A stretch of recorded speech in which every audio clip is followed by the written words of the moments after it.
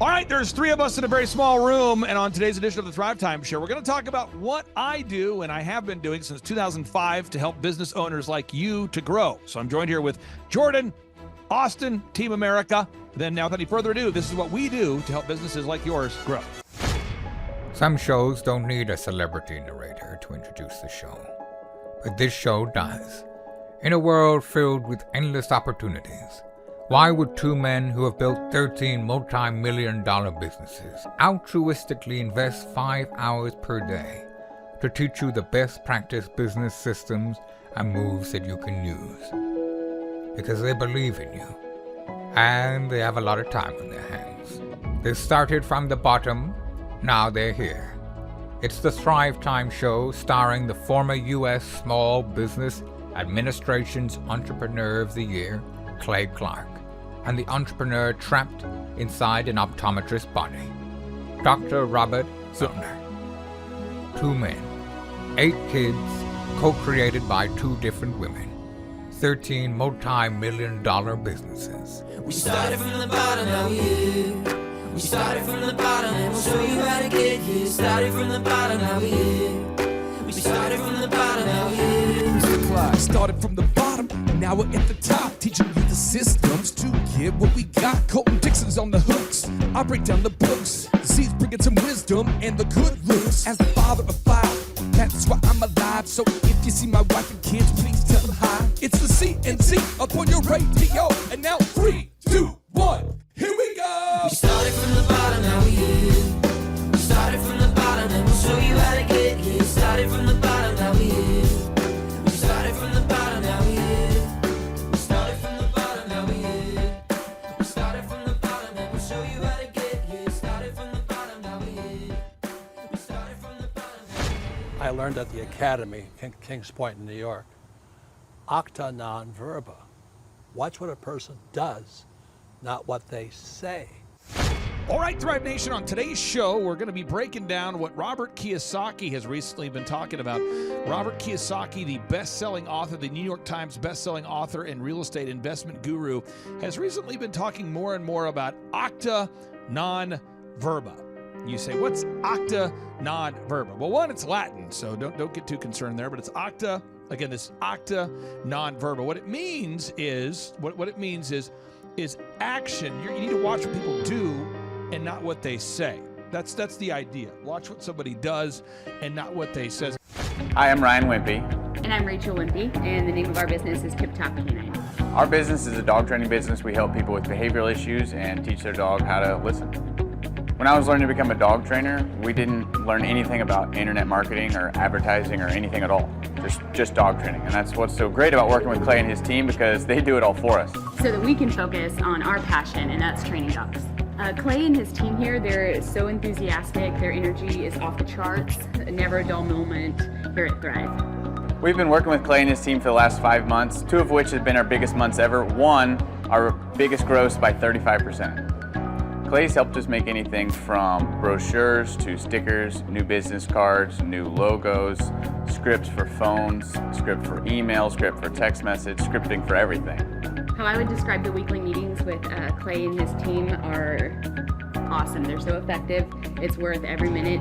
Things get done. We'll ask for things like different flyers, and they're done before our hour is up. So it's just awesome, extremely effective. If you don't use Clay and his team, you're probably going to be pulling your hair out, or you're going to spend half of your time trying to figure out the online marketing game and producing your own flyers and marketing materials, print materials, all the stuff like that. You're really losing a lot as far as lost productivity and lost time, not having a professional do it. It has a real sense of urgency and that actually knows what they're doing when you already have something that's your core focus that you already know how to do. You would also be missing out with all the time and financial freedom that you would have working with Clay and his team. We would recommend Clay and his team to other business owners because they need to be working on their business, not just trying to figure out the online game, which is complex and changing daily. So no one has a marketing team too. Most people don't. They can't afford one, and their local web guy or a local person that they know probably can't do everything that a whole team and a whole floor of people can do in hours and not just weeks or months. There's a definite sense of urgency with Clay and his team. I used to have to ride other web people, really ride them to get stuff done, and stuff is done so fast here. And there's a real sense of urgency to get it done. It's great. I learned at the Academy, Kings Point in New York, acta non verba. Watch what a person does, not what they say. Deeds, not words. So acta non verba, deeds, not words, or acts, not words. James, a lot of people, they come to our business workshops because they're listening to our podcast, our business podcast, and they say, man, I want to achieve massive success. And they see some of the testimonials and they go, if that guy could do it, I could do it. That's kind of where it starts. I see it happen all the time, Clay. Because your desk is about 2 inches from mine. Right. And so people will say, oh, if that guy can do it, then I can do it. That's correct. So the two big principles I want to teach on today's show, just two principles. One is this idea of acta non verba, means acts, not words. The second concept I want to teach is that money is a magnifier. I was looking to learn how to take my business, like they've said today, from being very successful to being systematic. I've got a very successful practice in 3 different cities, make good money, just want to take it to the next level with systems and processes to where I can drive my cars more.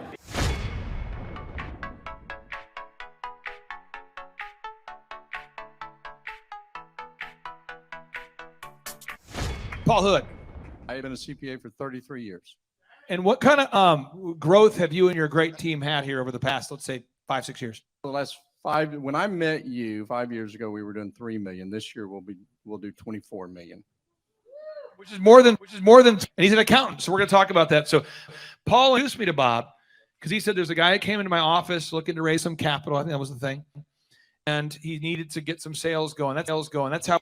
And so if we tell Paul, from the accounting perspective, I'm going to pass the mic to you. You do accounting. Why do you have to have a website that makes sense and all that branding stuff? How has that impacted your brand, having websites and all those branding things in place?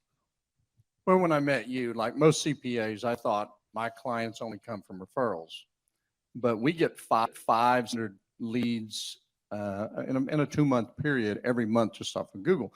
And so this is my face.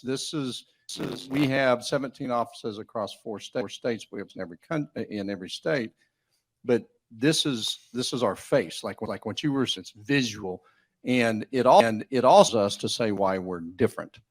That about us from there is spectacular, and it just it's an industry that is changing. We're modifying it. We offer our services in a subscription model. To where it's all inclusive, and it's just been awesome. Will determine the level of success. So success in business is not what you know how to do, it's actually doing it. And so the thing that I would tell you is stop it. Get a freak like this guy and let him go after it. Insane, because then you can be doing what you do well, and take that time and invest in something else on top of that as contacts. And I don't get anything for selling his, just telling you what he's done for us so that we could focus. And then he'll come in and I'll say, I think I've got it all. And he listens for 5 minutes and he makes one, and I want to slap myself in the face. Well, why didn't I think about that? That's idiotic. But they're sick freaks. They just get it done. I don't know. I think it's because it's merit-based pay in our office. So if the people here, like, they get paid. So if we were taking on your account and someone else to do this, but if you hired a different marketing company, I'm just giving you best practices. You want to make sure that they win when you win. So like in our office, if we grow Dave Asey's podcast, that benefits our company to the extent it benefits them, but we actually benefit if they benefit. Does that make sense to you? I learned at the Academy, Kings Point in New York, acta non verba. Watch what a person does, not what they say. So on today's show, I'm going to just hammer testimonials. So you can see people that heard about the conference through a podcast or through a friend or whatever, and they had a business that was stagnant. It was stuck. It wasn't growing. It wasn't thriving. It was just surviving, right? It was stagnant. It was stuck. It wasn't growing. It was just stagnant. It was stuck. It wasn't thriving, it was surviving.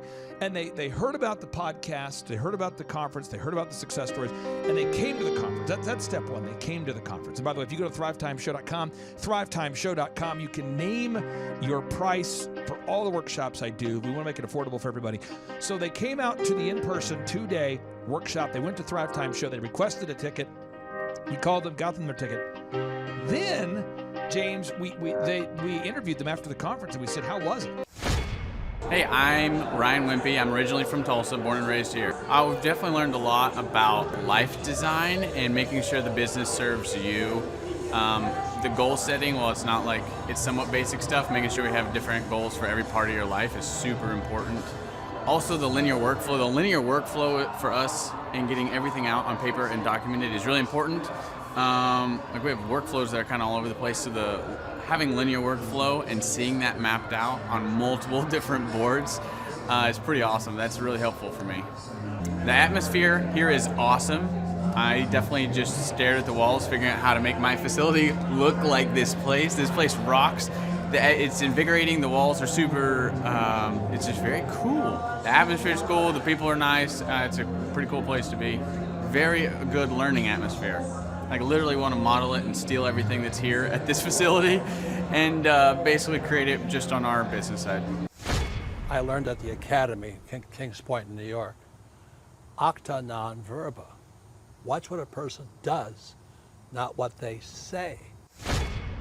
And they said, oh my gosh, I learned so much about business. I learned about the workflows and the marketing and the search engine optimization and the branding and the hiring and the checklists and all this, the bookkeeping, everything, the search engine optimization, the online advertising, the social media. I learned it all. Woo! Yes, I learned it. However, it's acts, not words. Acta non verba. So James, if somebody comes to a conference and they learn all this stuff, but they don't apply it, what happens? Nothing happens. But there is a certain group of people, not our listeners, who run around acquiring information and they don't apply it. Those are the worst types. So this is what happens is Napoleon Hill, the best-selling author, he says that knowledge without application is meaningless. Napoleon Hill, the best-selling author of Think and Grow Rich.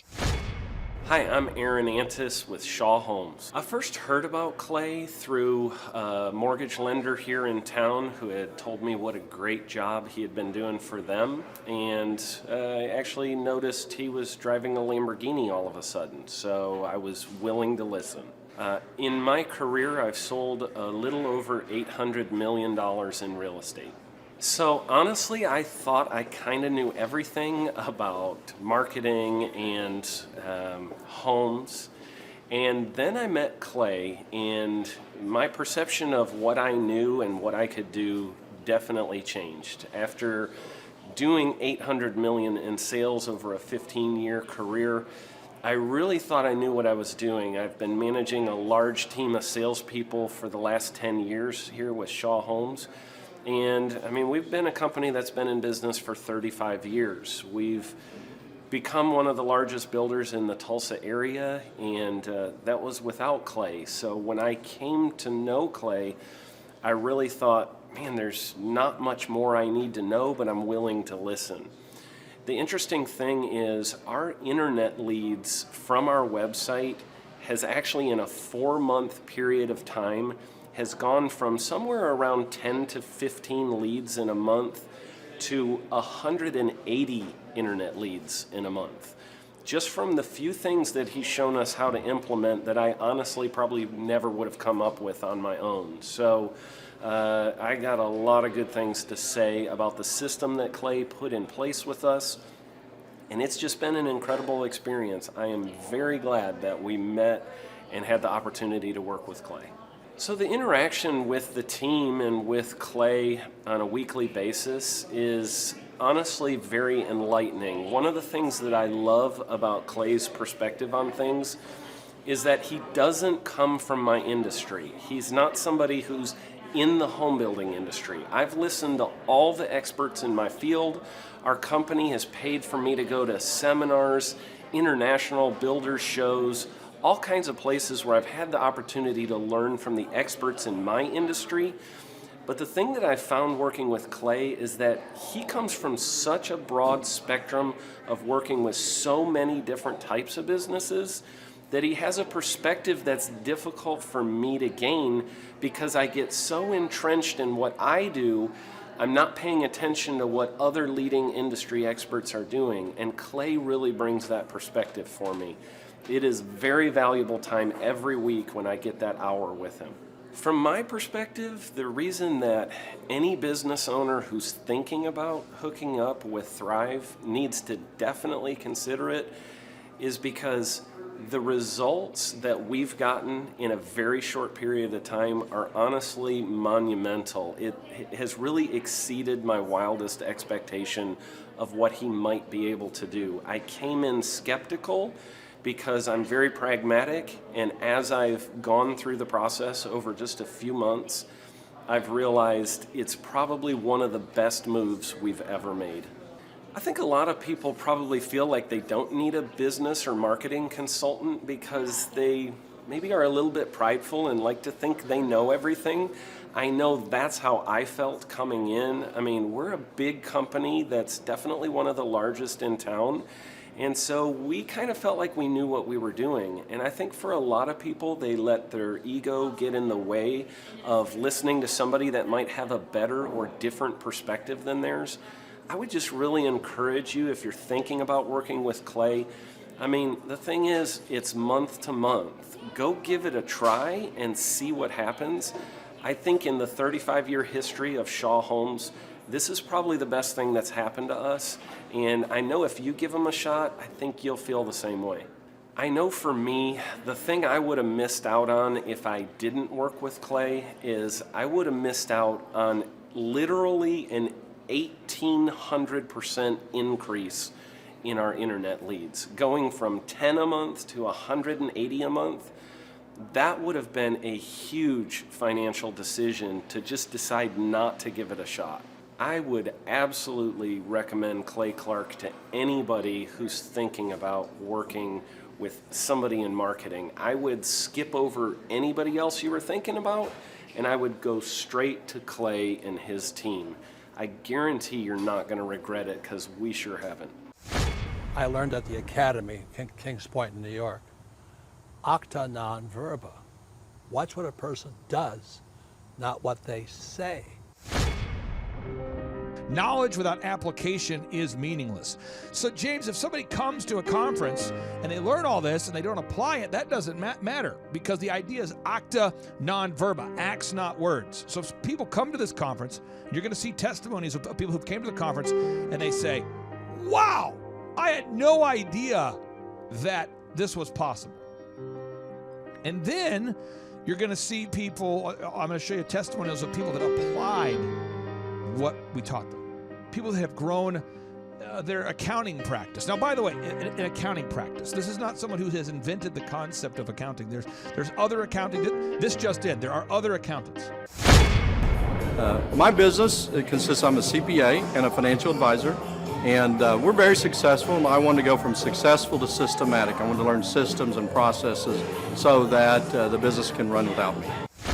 I learned at the academy, Kings Point in New York, acta non verba. Watch what a person does, not what they say. But this person, they came to the conference, they learned about how to scale their company. I taught them how to create a subscription model for their accounting as opposed to doing the traditional accounting model. And they've grown the company from $3 million to over $20 million. Wow. Then you're going to see a testimonial, a success story of a home builder who grew the home building business from 15 million to over 150 million, a home builder. And by the way, this just in, there are other home builders, but this home builder grew from 15 million to 150 million of sales. That's life-changing, Clay. You're going to hear about a dog trainer who came to this event. Now, let me tell you about the dog trainer. He came to this event, and he had a wonderful business that was it was stagnant. It was stuck. It wasn't able to grow. He was a great guy, knew how to train dogs, but he didn't have a no-brainer offer. He didn't have a website that was optimized. He didn't have branding that made sense. He didn't have a one-sheet. I'm Rachel with Tip Top Canine, and we just want to give a huge thank you to Clay and Vanessa Clark. Hey guys, I'm Ryan with Tip Top Canine. Just want to say a big thank you to Thrive 15. Thank you to Make Your Life Epic. We love you guys, we appreciate you, and really just appreciate how far you've taken us. This is our old house, right? This is where we used to live a few years ago. This is our old neighborhood. See? It's nice, right? So this is my old van and our old school marketing, and this is our old team. And by team, I mean it's me and another guy. This is our new house with our new neighborhood. This is our new van with our new marketing, and this is our new team. We went from 4 to 14, and I took this beautiful photo. We worked with several different business coaches in the past, and they were all about helping Ryan sell better and just teaching sales, which is awesome, but Ryan is a really great salesman. So we didn't need that. We needed somebody to help us get everything that was in his head out into systems, into manuals and scripts, and actually build a team. So now that we have systems in place, we've gone from 1 to 10 locations in only a year. In October 2016, we grossed 13 grand for the whole month. Right now it's 2018, the month of October. It's only the 22nd. We've already grossed a little over 50 grand for the whole month, and we still have time to go. We're just thankful for you, thankful for Thrive and your mentorship, and we're really thankful that you guys have helped us to grow a business that we run now instead of the business running us. Just thank you times 1,000. So we really just want to thank you, Clay, and thank you, Vanessa, for everything you've done, everything you've helped us with. We love you guys. I learned at the Academy, Kings Point in New York, acta non verba. Watch what a person does, not what they say. He didn't have branding that made sense. He didn't have a one sheet, didn't have a pricing structure that worked, didn't have a linear workflow, didn't have an office culture environment, didn't have decoration in the office that would make people want to work there, didn't understand the process of hiring, inspiring, training, and retaining great people, didn't have a pro forma, didn't know how to franchise, didn't know how to license. But what we do, James, is we take people in, they come to the conference, they learn this stuff, and they go, could you teach me how to do it? And I say, absolutely. Now, folks, here's the secret sauce that allows me to be the boss. My job is to make big obstacles seem small. What? Here's the secret sauce that allows me to be the boss. My job is to make big obstacles seem small. Favorite aspect is probably just how entertaining it is, and the fact that I pick up 1 or 2 or 3 things every time I come to take my business to the next level. Well, if people are missing out on basically a plan, a guaranteed plan, pretty much if you're willing to work it to be successful. Most people, I think everybody should attend one of these workshops at least once because you don't know what you don't know. And we're not taught to be successful in school. I learned at the Academy, Kings Point in New York, acta non verba. Watch what a person does, not what they say. A lot of people, they have a fear or a phobia of scaling their business or building the processes. They feel like they don't know what to do, or they need kind of a coach or a mentor to guide them down the path. And so on today's show, you're going to see people that came to a conference, step 1. Step 2, we taught them how to apply these principles at the conference. Step 3, they hired us to help them scale their company. Step 4, you're going to hear their success stories. Now, James, money is a magnifier. We have a little bit of news for you guys. It's now what, May 31st at 6:21. You've been closed for 20 minutes? Right. No, it's now June, so let's run the numbers for May. Let's see what he's got. Totals 102,837. What's last year to date? 102,837 this year? And last year was 60,667. Whoa! Coming out of the weeds now. Boom, baby. Boom! Out of the weeds, onto the pavement. I learned at the Academy, Kings Point in New York, acta non verba. Watch what a person does, not what they say. What does that mean? Because we're going to share with you some stories today of an accountant who grew a business from $3 million to $20+ million, of a home builder who grew a business from $15 million to $150 million, of a dog trainer that was able to scale his business from a stagnant business to 15+ locations, to grow the business that was perpetually stuck at 400,000-ish, grow that into $1 million+ annual revenue.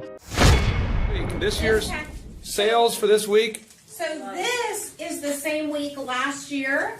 Do you see the difference? Look. What is that? I can't really tell. One is Look. Michael, can we just I was want to get at Jason, can you kind of pull this end maybe, just so you can see it? Let's kind of pull it that way. Let's get the length. That's more of a, I can't tell the length. It's hard to tell. Look at that. Okay. So that's last year's sales. This is last year's sales.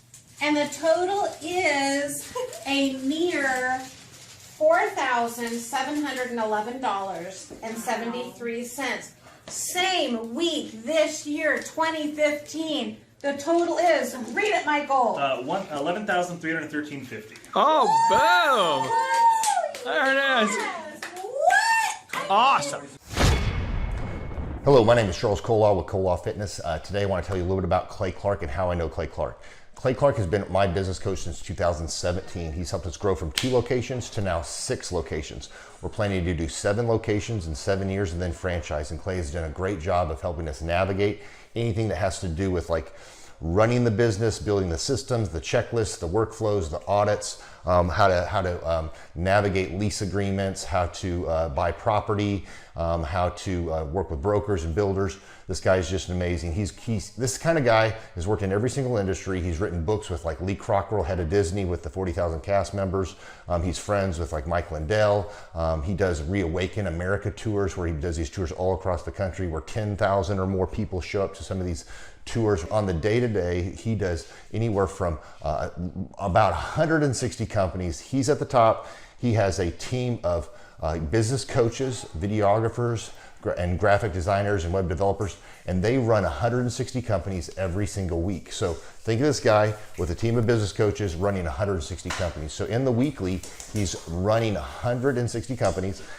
Every 6 to 8 weeks, he's doing Reawaken America tours. Every 6 to 8 weeks, he's also doing business conferences where 200 people show up, and he teaches people a 13-step proven system that he's done and worked with billionaires, helping them grow their companies. So I've seen guys from startups go from startup to being multimillionaires, teaching people how to get time freedom and financial freedom through the system. Critical thinking, document creation, putting it into organizing everything in their head to building into a franchisable, scalable business. Like one of his businesses has like 500 franchises. That's just one of the companies or brands that he works with. So amazing guy. Elon Musk kind of like smart guy. He kind of comes off sometimes as socially awkward, but he's so brilliant, and he's taught me so much. When I say that, like Clay is like, he doesn't care what people think when you're talking to him. He cares about where you're going in your life and where he can get you to go. And that's what I like most about him. He's like a good coach. A coach isn't just making you feel good all the time. A coach is actually helping you get to the best you. And Clay has been an amazing business coach. Through the course of that, we became friends. I was really most impressed with him is when I was shadowing him one time. We went into a business deal and listened to it. I got to shadow and listen to it. And when we walked out, I knew that he could make millions on the deal. And they were super excited about working with him. And he told me, he's like, I'm not going to touch it. I'm going to turn it down, because he knew it was going to harm the common good of people in the long run.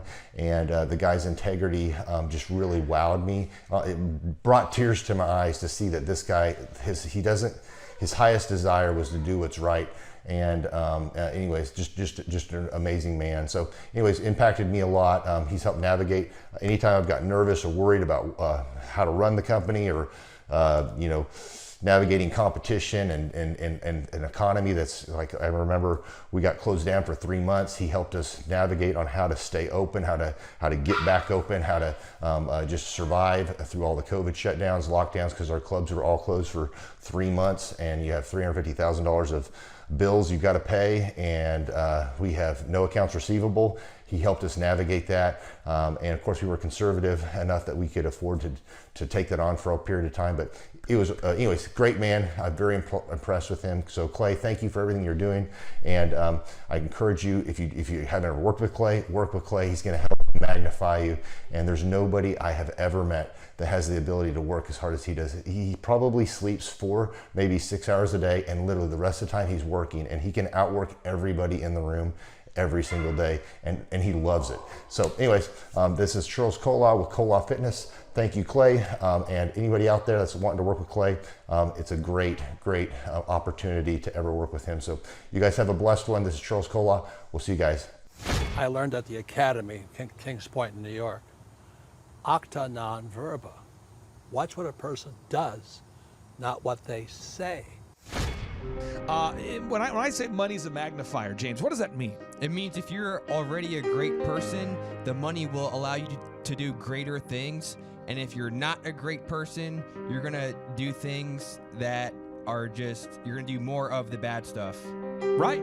Because money's a magnifier. That's what it is. Right. So if you're a greedy, I don't want to say a greedy bastard, because that would then infer that you, just because you don't have a father in your life, that means you're greedy. I'm not going to say that. That doesn't make any sense.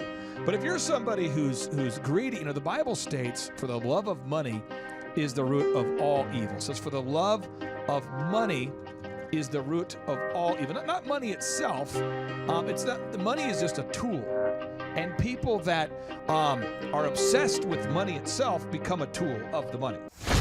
Hi, my name is Josh Spurl from Spurl & Associates, Chartered Professional Accountants based out of Edmonton, Alberta, Canada. And I met Clay at his conference in Tulsa in June of 2018. Started working with the coaching program shortly after there. The experience has been great. You really have a partner in the grind. Most people, I like to say most people are wrong about most things about business most of the time. And it's very difficult for entrepreneurs to connect with other entrepreneurs who actually know what they're talking about when it comes to business. But Clay and his team really does understand. The tangible improvements that we've seen is we're up over 50% since starting with the coaching program. And, they're helping to help business owners create time freedom and financial freedom. And I know what you're going to think. You're going to say, what the heck are you going to do with your time freedom and financial freedom when you're in Edmonton, Alberta, Canada? That's the most northerly city in North America with 1 million people. We're probably just sitting in our igloos hoping for some television. But I'll give you an idea of what we're doing in Edmonton, Alberta, Canada. So over here we have Sandra and we have Emma. Emma, say hello.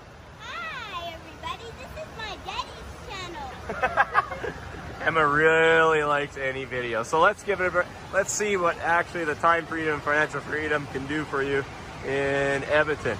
So believe it or not, we have a beach here, guys, and I'll take you on a little tour of Edmonton's beach. Now, it's not what you Americans are going to think of as a beach. This is a northern beach.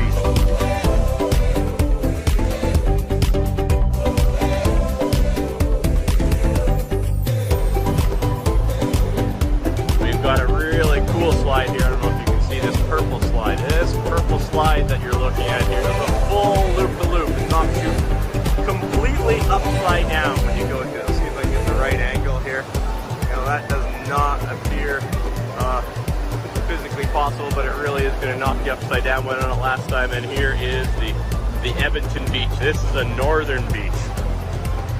You guys out in Tulsa, you Americans think you have all the beaches here, but here is the northern beach, complete with waves. We got 30-degree weather inside here. Oh, sorry, 30. That's 90 for you guys over there. I gotta do the translation, the math in my head. And we even got a zip line that we can ride down here. And this is what we're doing with our time freedom and financial freedom in Edmonton, Alberta, Canada. Thanks to the Thrive Time team. Thanks very much, guys. I learned at the Academy, Kings Point in New York. Acta non verba. Watch what a person does, not what they say. But money's just a tool. Money's like a hammer, money's like a tire, money's like a sock, money's like a car. You could use a car for bad things, you could use a hammer for bad things. A lot of people could, you could kill someone with a hammer. You could kill somebody with a sock, I guess, if you wanted to. You could kill someone with a tire if you wanted to. But I mean, there's a lot of creative thoughts going through people's minds right now. But the thing is that money is just a magnifier. In the 1 Timothy chapter 6:10 reads, "For the love of money is the root of all evil, which while some coveted after, they have erred from the faith and have pierced themselves through with many sorrows." And so what happens is that money is a magnifier. And so if you're somebody who's greedy and nefarious and will throw somebody under the bus to make an extra dollar, money's going to allow you to be more of a greedy personality type that will throw somebody under the bus for $1. That's what money will allow you to do. The number of new customers that we've had is up 411% over last year. We are Jared and Jennifer Johnson. We own Platinum Pest and Lawn and are located in Owasso, Oklahoma. And we have been working with Thrive for business coaching for almost a year now. Yeah. So what we want to do is we want to share some wins with you guys that we've had by working with Thrive. First of all, we're on the top page of Google now. Okay. I just want to let you know what type of accomplishment this is. Our competition, Orkin, Terminex, they're both $1.3 billion companies. They both have 2,000 to 3,000 pages of content attached to their website. So to basically go from virtually non-existent on Google to up on the top page is really saying something. But that's come by being diligent to the systems that Thrive has, by being consistent and diligent on doing podcasts and staying on top of those podcasts to really help with getting up on with our listing and our ranking there with Google. And also we've been trying to get Google reviews, asking our customers for reviews. And now we're the highest rated and most reviewed pest and lawn company in the Tulsa area. And that's really helped with our conversion rate. And the number of new customers that we've had is up 411% over last year. Wait, say that again. How much are we up? 411%. Okay, so 411% we're up with our new customers. Amazing. Right.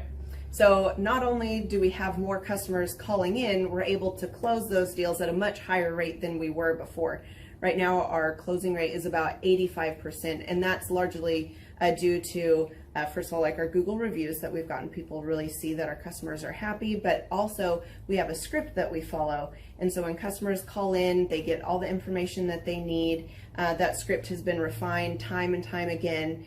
It wasn't a one and done deal. It was a system that we followed with Thrive in the refining process, and that has obviously the 411% shows that system works. Yeah. So here's a big one for you. So last week alone, our booking percentage was 91%. We actually booked more deals, more new customers last year than we did the first 5 months. Or I'm sorry, we booked more deals last week than we did the first 5 months of last year from before we worked with Thrive. So again, we booked more deals last week than the first 5 months of last year. And it's incredible. But the reason why we have that success is by implementing the systems that Thrive has taught us and helped us out with. So. Some of those systems that we've implemented are group interviews. That way we've really been able to come up with a really great team. We've created and implemented checklists. That way everything gets done and it gets done right. It creates accountability. We're able to make sure that everything gets done properly, both out in the field and also in our office. And also doing the podcast, like Jared had mentioned, that has really, really contributed to our success. But that, like I said, the diligence and consistency in doing those and that system has really, really been a big blessing in our lives. And also, it's really shown that we've gotten the success from following those systems. Yeah. So before working with Thrive, we were basically stuck. Really no new growth with our business. And we were in a rut and we didn't know. The last 3 years, our customer base had pretty much stayed the same. We weren't shrinking, but we weren't really growing either. Yeah, and so we didn't really know where to go, what to do, how to get out of this rut that we're in. But Thrive helped us with that. They implemented those systems. That they taught us those systems. They taught us the knowledge that we needed in order to succeed. Now it's been a grind. Absolutely, it's been a grind this last year. But we're getting those fruits from that hard work and the diligent effort that we're able to put into it. So again, we were in a rut. Thrive helped us get out of that rut. And if you're thinking about working with Thrive, quit thinking about it and just do it. Do the action, and you'll get the results. It will take hard work and discipline, but that's what it's going to take in order to really succeed. So we just want to give a big shout out to Thrive, a big thank you out there to Thrive. We wouldn't be where we're at now without their help. I learned at the Academy, Kings Point in New York, acta non verba. Watch what a person does, not what they say. Now, if you're a grateful person, if you're a kind person, and James, that's why we only work with grateful, kind people. That's why when we share these testimonies of wonderful, great, kind people, it's a blasty blast. So James, that's what's fun about capturing these success stories, is that real people at the peak of their success are explaining to you how they did it. And luckily, James, we're able to actually gather footage of some of these people at the beginning, when they first came to a conference, and then at the peak when they achieve massive success. So, James, I am fired up for people to watch this testimonial, but let's make sure I'm being a good teacher here. The two concepts I want to teach you. One, for anybody out there, it's called acta non verba, which in Latin means acts, not words. That's the idea, is acts, not words, okay? That's what it means. And then I want to teach the second concept, which again, money is a magnifier. I learned at the academy, Kings Point in New York, acta non verba. Watch what a person does, not what they say. James, in your own words, what does it mean? You say acta non verba, you go, I don't understand what you're saying. You say, well, it's Latin, it means, well, in your mind, what does it mean? It means you can't just talk about it, you have to be about it. That's how it works. And somebody says, well, Clay, I can't afford coaching with you guys. Well, good news, we only take on 160 clients, so we might not be available. But we do have scholarship pricing. Now, this is how I make money. This is the secret sauce that allows me to be the boss. One, I make the big obstacles seem small. And two, a lot of my clients, I get a small percentage of the growth. So, James, why would I be so motivated to help somebody who is struggling and they're stagnant? Why would I want to invest the time for my own? I mean, if you take the altruism out of it, the fact that I grew up poor and I want to help people be successful, why would I want to help somebody to scale a company if I get 2%? We are joined by none other than my brother from another mother, Mr. Josh, the founder of Living Water Irrigation. Mr. Josh, welcome onto the show, my friend. How are you? I am awesome, Clay. How are you, sir? Well, I'm excited for the listeners to get to know more about you. Could you share the name of your company, a little bit more about what you guys do at Living Water Irrigation, where the name comes from? Absolutely, positively. So Living Water Irrigation, the most important part of that to me is John 7:38. So it's mentioned in the gospel a number of times, we're the living water. But our specific scripture that we drew our name from is John 7:38. It says, whoever believes in me, rivers of living water will flow through him.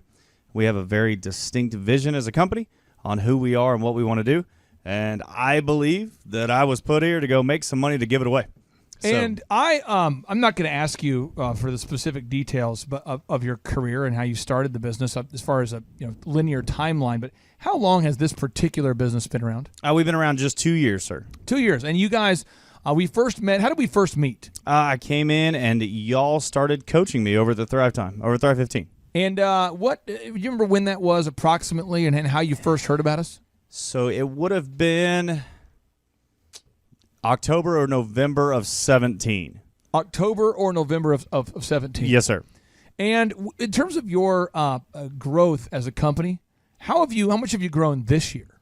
So this year we're up 450% year over year.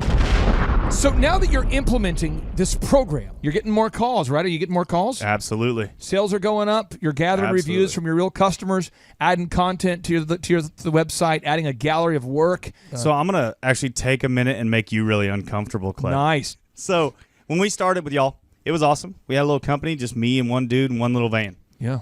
And 17 was great. I ate more than ramen noodles, but not much more. Right. 18 was really good. We started to implement the systems, got start here, got the boom book, went to a couple conferences, and said, okay, I'm going to buy in. I'm going to sell out. We went to the coaching, got coached by Marshall and Victoria, and started to implement, as opposed to just listen, to actually be doers. It's in James. It says don't just be hearers of the word, but be doers as well. And so we implemented scripts. We implemented systems. We implemented checklists. We implemented a pro forma for quoting and all these things that you talk about. Yeah. And so just as a real person, and I'm real, I promise you, there's a bunch of Josh Wilsons out there. Yeah. Like I'm a famous baseball player and football player. Oh, wow. And a gospel singer. Oh, wow. But this Josh Wilson just digs ditches for a living. But I just want to say thank you. Standing here for all the systems. I encourage everybody out there, go pick up Start Here. Go pick up the Boom Book. The stuff you hear on this show, it actually sincerely works. I learned at the academy, Kings Point in New York, acta non verba. Watch what a person does, not what they say. Why would I want to help somebody to scale a company if I get 2%? Because when they grow, then you win too. Right. It's a win-win. It's called shalom. Look it up, folks. The shalom. It's a biblical concept, the idea of a win-win. It's not a zero-sum negotiation, okay? If you're out there and you're a decent person, you have a soul, you want to create a shalom relationship, a win-win relationship with your partner. So I make more as my clients make more. That's how that works. It's a win-win kind of thing. So that's the idea. And again, James, people can go to thrivetimeshow.com. They can request a ticket. We let them name their price, and we do these conferences every 2 months. Every 2 months we do a business conference. And you've met these people, James. I do, and you know what? I've met them when they came in and their business is struggling, and then I've seen how they've transformed after a few months. It's like getting a haircut. You know, when you go in and you look real dirty, and you come out and you look like the top of the world. Money is a magnifier. And acta non verba, this idea that acts, not words, okay? It's all about action and gaining traction. It's not about just learning new concepts, because knowledge without application is meaningless, to quote the great Napoleon Hill. James, you're a beautiful man. You smell terrific. I can't wait for people to see you at our in-person workshops. Again, folks, get those tickets at thrivetimeshow.com, thrivetimeshow.com. They're 2 days. They're interactive. We open up the doors at 7 a.m. We go until about 3 p.m. each day. We do a 30-minute teaching sprint, a 15-minute Q&A session, and then we break, and then we do 30 minutes of training, 15-minute Q&A, and then we break, and then 30 minutes of training, and then 50. So you're going to learn branding, marketing, search engine, all these things. And then, James, we have helicopter rides. We do the helicopter rides from time to time. We have, I think we're roasting a pig at this next. I'm not sure when you're going to hear this podcast, folks, but we're roasting a pig. We're giving away cash prizes. We're giving away. It is a blasty blast, folks. It's like the opposite of business college. It truly is business school without the BS. James, again, you're almost like a benefit we should add to the package. When people go to thrivetimeshow.com, it's like, and you get to meet James. So get those tickets again, folks, at thrivetimeshow.com. James, I really do appreciate you joining me today. And folks, again, get those tickets at thrivetimeshow.com. I'll just leave people with these words. Watch what a person does, not what they say. I'm Rachel with Tip Top Canine, and we just want to give a huge thank you to Clay and Vanessa Clark. Hey guys, I'm Ryan with Tip Top Canine. Just want to say a big thank you to Thrive 15. Thank you to Make Your Life Epic. We love you guys, we appreciate you, and really just appreciate how far you've taken us. This is our old house, right? This is where we used to live a few years ago. This is our old neighborhood. See, it's nice, right? So this is my old van and our old school marketing, and this is our old team. And by team, I mean it's me and another guy. This is our new house with our new neighborhood. This is our new van with our new marketing, and this is our new team. We went from 4 to 14, and I took this beautiful photo.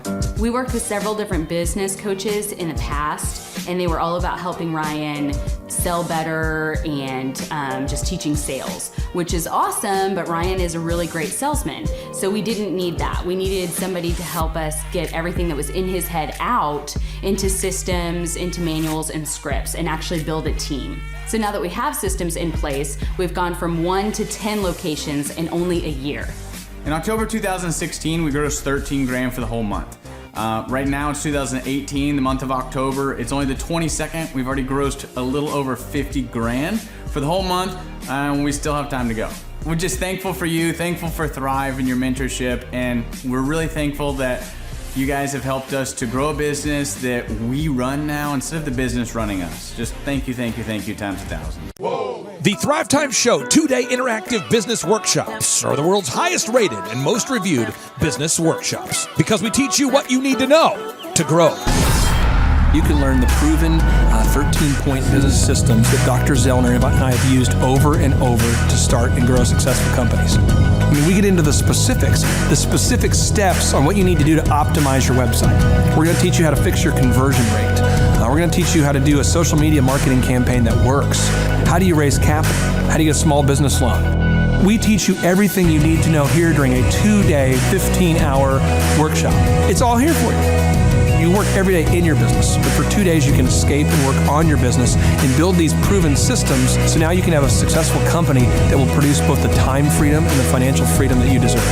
You're going to leave energized, motivated, but you're also going to leave empowered. The reason why I've built these workshops is because as an entrepreneur, I always wish that I had this. And because there wasn't anything like this, I would go to these motivational seminars, no money down, real estate, Ponzi scheme, get motivated seminars, and they would never teach me anything. It was like you went there and you paid for the big chocolate Easter bunny, but inside of it, it was a hollow nothingness. And I wanted the knowledge, and they're like, oh, but we'll teach you the knowledge after our next workshop. And the great thing is we have nothing to upsell. At every workshop, we teach you what you need to know. There's no one in the back of the room trying to sell you some next big get-rich-quick, walk-on-hot-coals product. It's literally, we teach you the brass tacks, the specific stuff that you need to know to learn how to start and grow a business. And I encourage you to not believe what I'm saying, and I want you to Google the Z66 auto auction. I want you to Google elephant in the room. Look at Robert Zellner and Associates. Look them up and say, are they successful because they're geniuses, or are they successful because they have a proven system? When you do that research, you will discover that the same systems that we use in our own business can be used in your business. Come to Tulsa, book a ticket, and I guarantee you it's going to be the best business workshop ever, and we'll even give you your money back if you don't love it. We've built this facility for you, and we're excited to see you. And now you may be thinking, what does it actually cost to attend an in-person 2-day interactive Thrive Time Show business workshop? Well, good news. The tickets are $250 or whatever price that you can afford. What? Yes, they're $250 or whatever price you can afford. I grew up without money, and I know what it's like to live without money. So if you're out there today and you want to attend our in-person 2-day interactive business workshop, all you got to do is go to thrivetimeshow.com to request those tickets. And if you can't afford $250, we have scholarship pricing available to make it affordable for you. Whoa. Good morning, good morning, good morning. Robert Kiyosaki, the Rich Dad Radio Show. Today I'm broadcasting from Phoenix, Arizona, not Scottsdale, Arizona. They're close, but they're completely different worlds. And we have a special guest today. Definition of intelligence is if you agree with me, you're intelligent. And so this gentleman is very intelligent. I've done this show before also, but very seldom do you find somebody who lines up on all counts. And it's a Mr. Clay Clark. He's a friend of a good friend, Eric Trump. But we're also talking about money, bricks, and how screwed up the world can get in a few and a half hours. So Clay Clark is a very intelligent man. And there's so many ways we could take this thing. But I thought, since you and Eric are close, Trump, what were you saying about what Trump can't, what Donald, who's my age, and I can say or cannot say? First of all, I have to honor you, sir. I want to show you what I did to one of your books here. There's a guy by the name of Jeremy Thorne, who was my boss at the time. I was 19 years old, working at Faith Highway. I had a job at Applebee's, Target, and DirecTV. And he said, have you read this book, Rich Dad, Poor Dad? And I said, no. And my father, may he rest in peace, he didn't know these financial principles. So I started reading all of your books and really devouring your books. And I went from being an employee to self-employed to the business owner to the investor. And I owe a lot of that to you. And I just wanted to take a moment to tell you thank you so much for allowing me to achieve success. And then I'll tell you all about Eric Trump. But I just want to tell you thank you, sir, for changing my life. But not only that, Clay, thank you, but you become an influencer. More than anything else, you've evolved into an influencer where your word has more and more power. So that's why I congratulate you on becoming. Because as you know, there's a lot of fake influencers out there, too, or bad influencers. Yeah. So anyway, I'm glad you and I agree so much. And thanks for reading my books. Yeah. That's the greatest thrill for me today.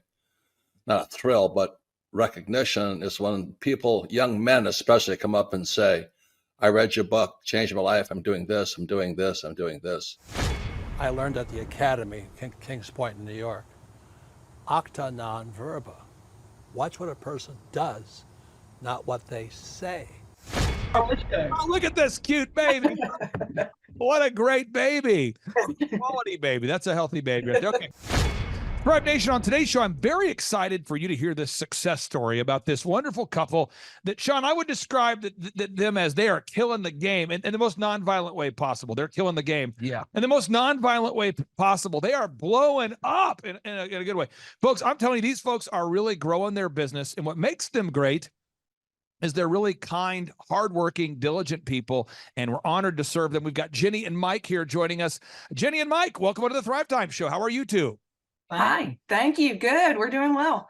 Okay, now I'll start with you, Jenny, because frankly, Sean likes you more. No, I'm just kidding. So let's start with you. So how did you first discover us in the business coaching that we provide? So I was listening to different podcasts about business. I was starting up our business. And so you were the first one to pop up on our podcast on Apple. I think Apple is what I was on. And so I started listening to you. I got on your website and I was just a little girl starting a business. And I said, I'm going to ask this guy to be my coach. And I don't think I'm going to get a shot, but sure enough, within a week, you called me. Now, who is this cute child here? But Micah, who is this cute kid here? It's Lennon Rose. She is about to be 10 months old. I hate to do this to you, but can you kind of hold up the baby to the camera a little bit? This is probably, oh, look at this cute baby. What a great baby. Quality baby. That's a healthy baby. Okay. So Mike, can you tell us what's the name of your website there? I think people want to look you up and verify you're real people that don't just happen to have a cute baby. Yeah. Our website is newconcept.healthcare. Newconcept.healthcare. So newconcept.healthcare. I'm going to pull it up right now, folks, so we can all verify that they're not just a couple who's taking advantage of the cute baby they have to get a podcast here. This is a real couple. Okay, so I'm pulling it up here. So this is the website. It's newconcept.healthcare. And can you tell our listeners what services do you guys provide at newconcept.healthcare? So we offer more functional medicine. So we offer IV therapies. We offer hormone replacement therapies. We also do acute care. We do pretty much everything, but we're very much alternative. So we believe in medical freedom, and that's what we offer. And you guys, you reached out. Do you remember that initial consultation there? Do you remember, Mike, that initial consultation? Do you remember what that was like? Yeah, it was actually pretty overwhelming that we were starting this business with absolutely nothing, and we had the opportunity to work with Thrive Time Show. Well, you know, the one thing I always try to do is, you know, my father, great guy, may he rest in peace. He worked his tail off like so many people do, and there was no real economic result that was achieved from it. There wasn't any, you know, he had the college degree. He's working 2 jobs. I remember he's late 30s. He's working at Domino's, delivering pizzas, working at Quick Trip. He worked at furniture stores. And I always try to look at every new client we have as though I'm talking to my dad, you know, because like, what would my dad, you know, what could he have learned at the age of 37 that could have changed the financial trajectory of his life? You know, and I try to look at it that way. And so you guys, I paired you up with Sean. You've been working with Sean, I believe, Sean, since October of 2020. Is that correct, Sean? I think that's when they started their business. It wasn't until about April of 2021 when we actually got going. So April of 2021. And at that point, from that point to now, Sean, how much of growth have you guys achieved from 2021 to now? Do you know that number? Yeah, I mean, we're sitting at 2023 revenues were 821,000, and they're in October of 2020. Like they only had a few months, but they made about 95,000 by the end of 2020, and then we grew significantly that first year to about 375% to 588,000, and we continued to grow there ever since, all the way up to where we're getting close to the $1 million mark at this point here, just like 3 years in. Jenny, how would you describe the growth? Would you say you've doubled? Are you 5 times larger? How would you describe that?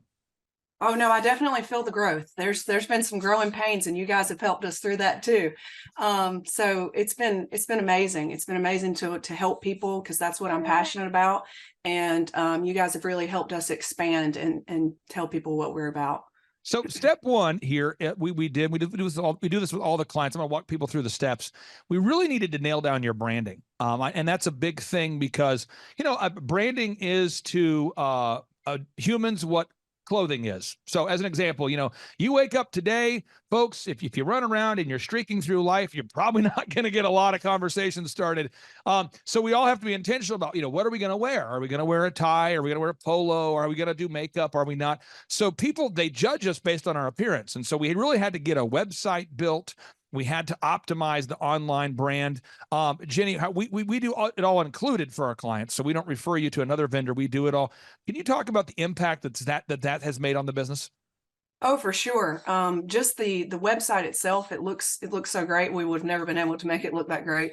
The way y'all optimize everything and keep us, with Google, just where people search us and that we're the first people that come up.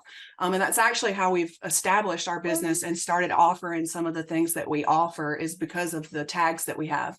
I didn't originally start off as doing IV therapy, but due to people Googling, healthcare functional medicine, I had 3 phone calls in a week that said, "Hey, do you offer IV therapy?" And it was very interesting. And I was like, well, no, but I can. And so it was because of you guys that kind of snowballed and took effect. So yeah, there's a lot that you guys have done for us.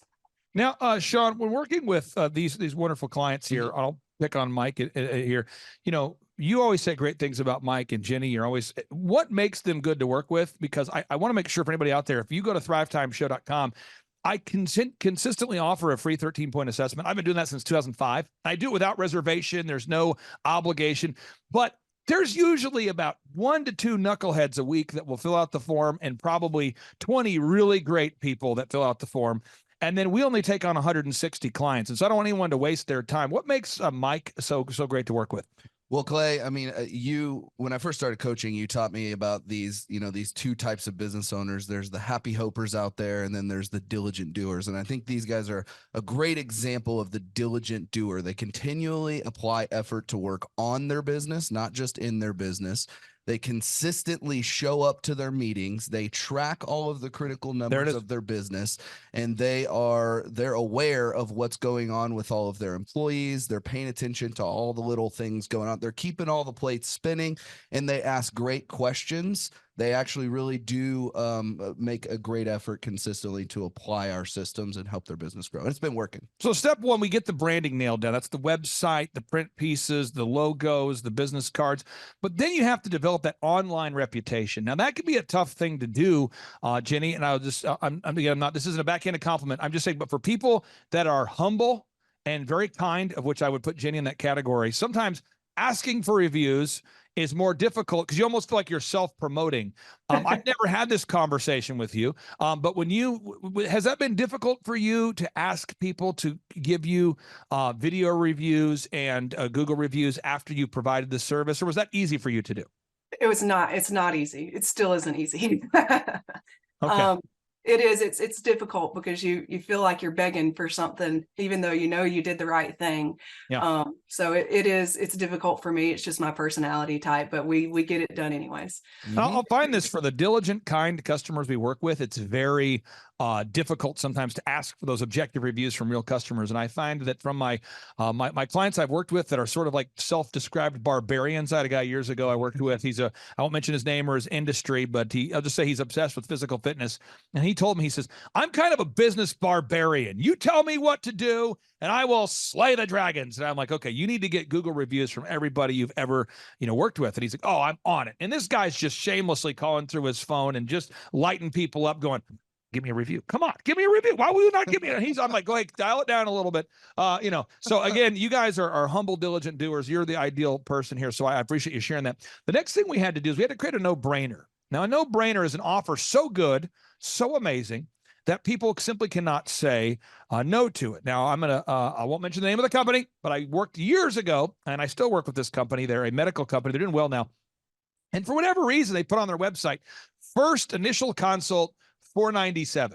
And he went to one of these like borderline spiritual motivational conference things where Jesus isn't described, but they kind of talk about metaphysical alignment and getting your woo-saw, getting in your groove, alignment, no friction.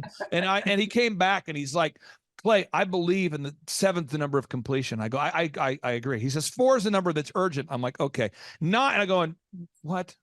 He's like, I don't want tire kickers. So I'm going to do $497 for my first consult.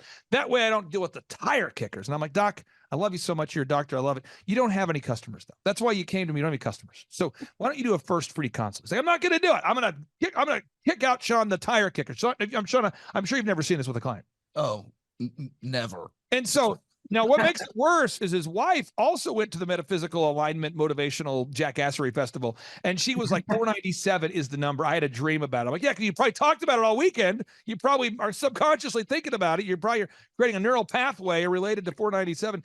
And so anyway, after about a year, he finally says, okay, I came to your conference and I saw a person that did the first consult for $1. I'm going to go with that. And now his business is blowing up.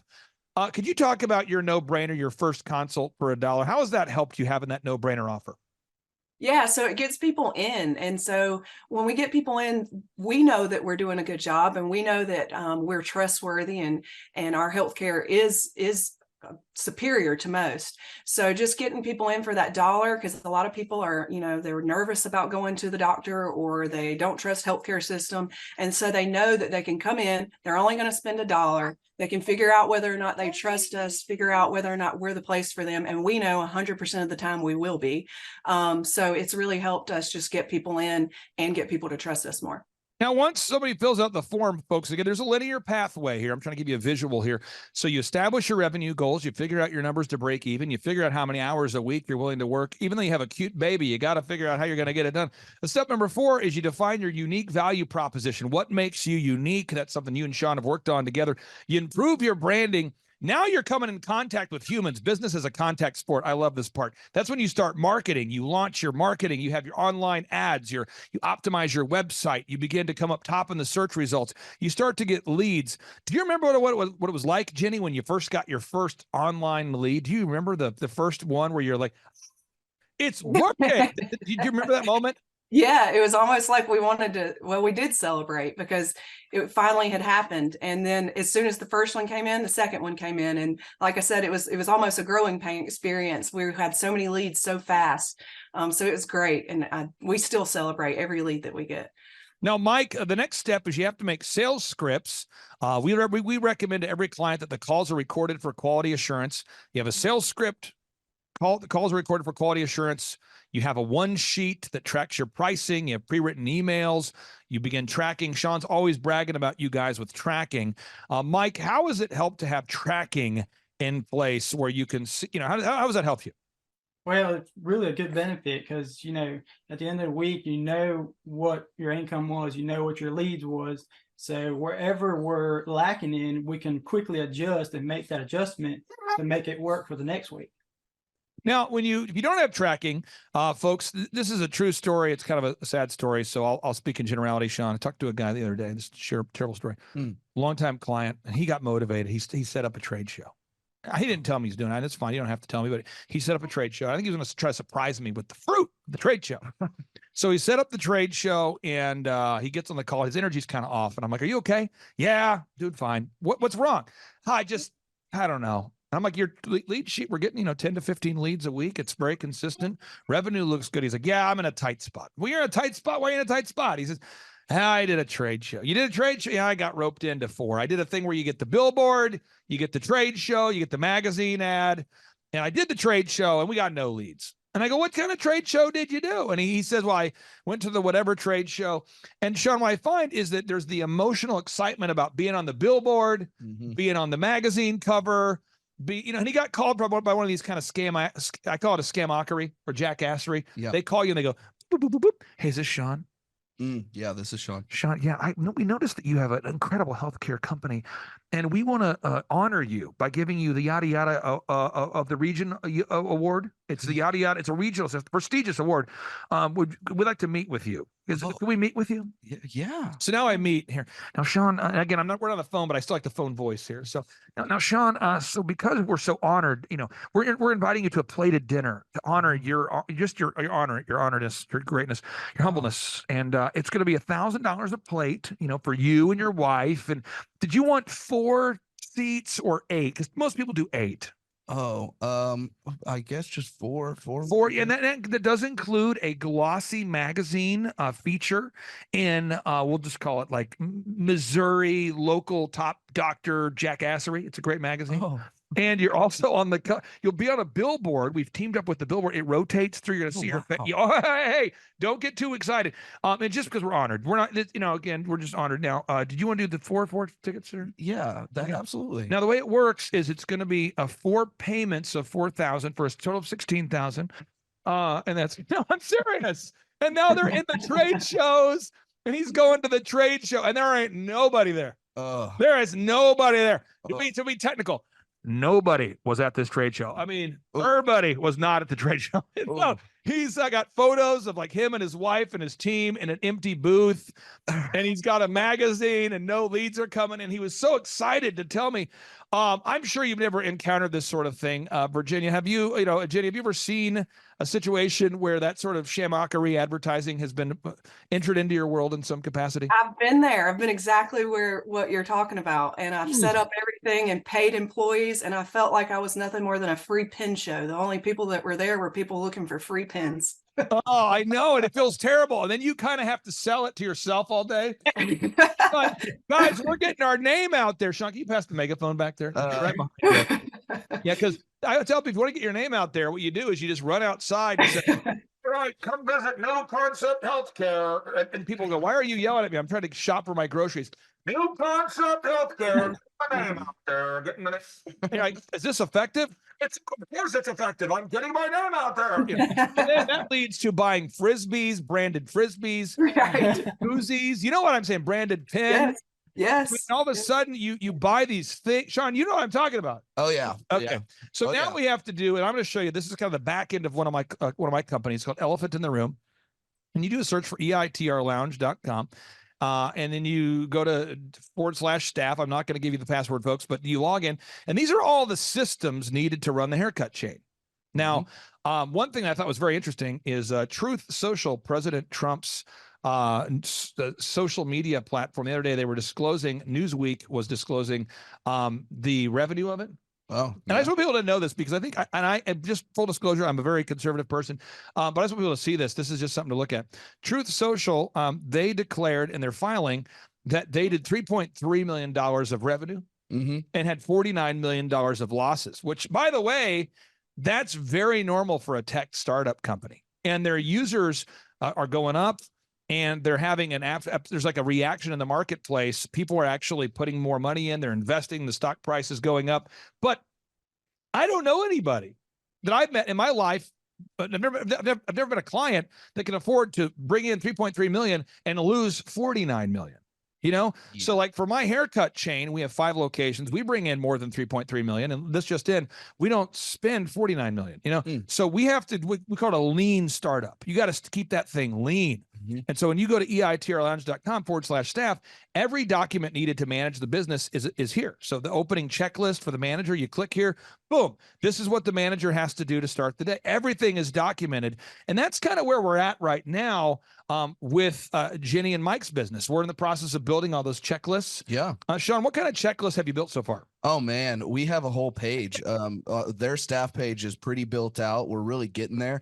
I think more right now it's getting, correct me if I'm wrong, we need some managers in there so we can free you guys up from the business. And so we have a lot of the worker level systems. We're just now working on more of how do we get those manager level systems and find those high quality managers. Now let me give Jenny a little mentor moment here. This will be helpful for you. I'm going to hop on a flight in about 2.5 hours, 3 hours to go to Denver. All right. And I got to go to Denver to meet with the founder of oxyfresh.com. This is a brand we've worked with and helped them to grow to 550 locations now. 550 locations. Okay. And if you type in carpet cleaning quotes, we're the world's highest rated and most reviewed company in the world. Okay. 274,000 reviews. We've been holding this idea in our mind for 15 consecutive years. I've been working on this, Sean, before I met you. We just were grinding, okay? Yeah. And the biggest challenge that the locations have is managers, finding good manager. And I tell people this, and it never goes over well, but hopefully eventually it will. I'll keep refining the idea. The kind of person that enjoys conflict, but also likes people, is a good manager. Let me try that again. The kind of person that enjoys conflict, but also likes people is a good manager. And I have found it's not so much trainable as it's findable. So as an example, where we're getting ready to head out to Denver, Sean, you know my personality type, and you know that I have to pack all this stuff to get ready to go. You saw my suitcase out there. Yep. How many times do you think I've followed up with the people involved in the trip so far before leaving? Oh man, it's probably on your to-do list, and you've checked it off like probably at least 5 times today, I would think. And what kind of things do you think I might have put on my checklist to travel to Denver? First off, just making sure that the timing is working, making sure that you have all the stuff that you need, making sure that you have double of the stuff that you need in case something gets broken, making sure that the people who are there know you're coming and when you're going to be there and Keep what to going. expect from What, you. what do you think I'm checking a bag? Oh yeah, you're probably not checking a bag. There It it would get is. lost. All No. right. No. And you think I'm catching a flight a lot earlier than I need to be there? Way earlier. Yeah, if I'm having a meeting tomorrow, which I am, I'm leaving today at 12:30. Yeah. So this is, but that's the sort of paranoia that makes management possible. So I have literally called. I said, "All right, I'm getting on the 12:30 flight. We're meeting tomorrow. I should be in by like 4 o'clock Denver time. Our meeting's tomorrow. If that flight gets delayed and the next one gets delayed and the next one, I'll still be there.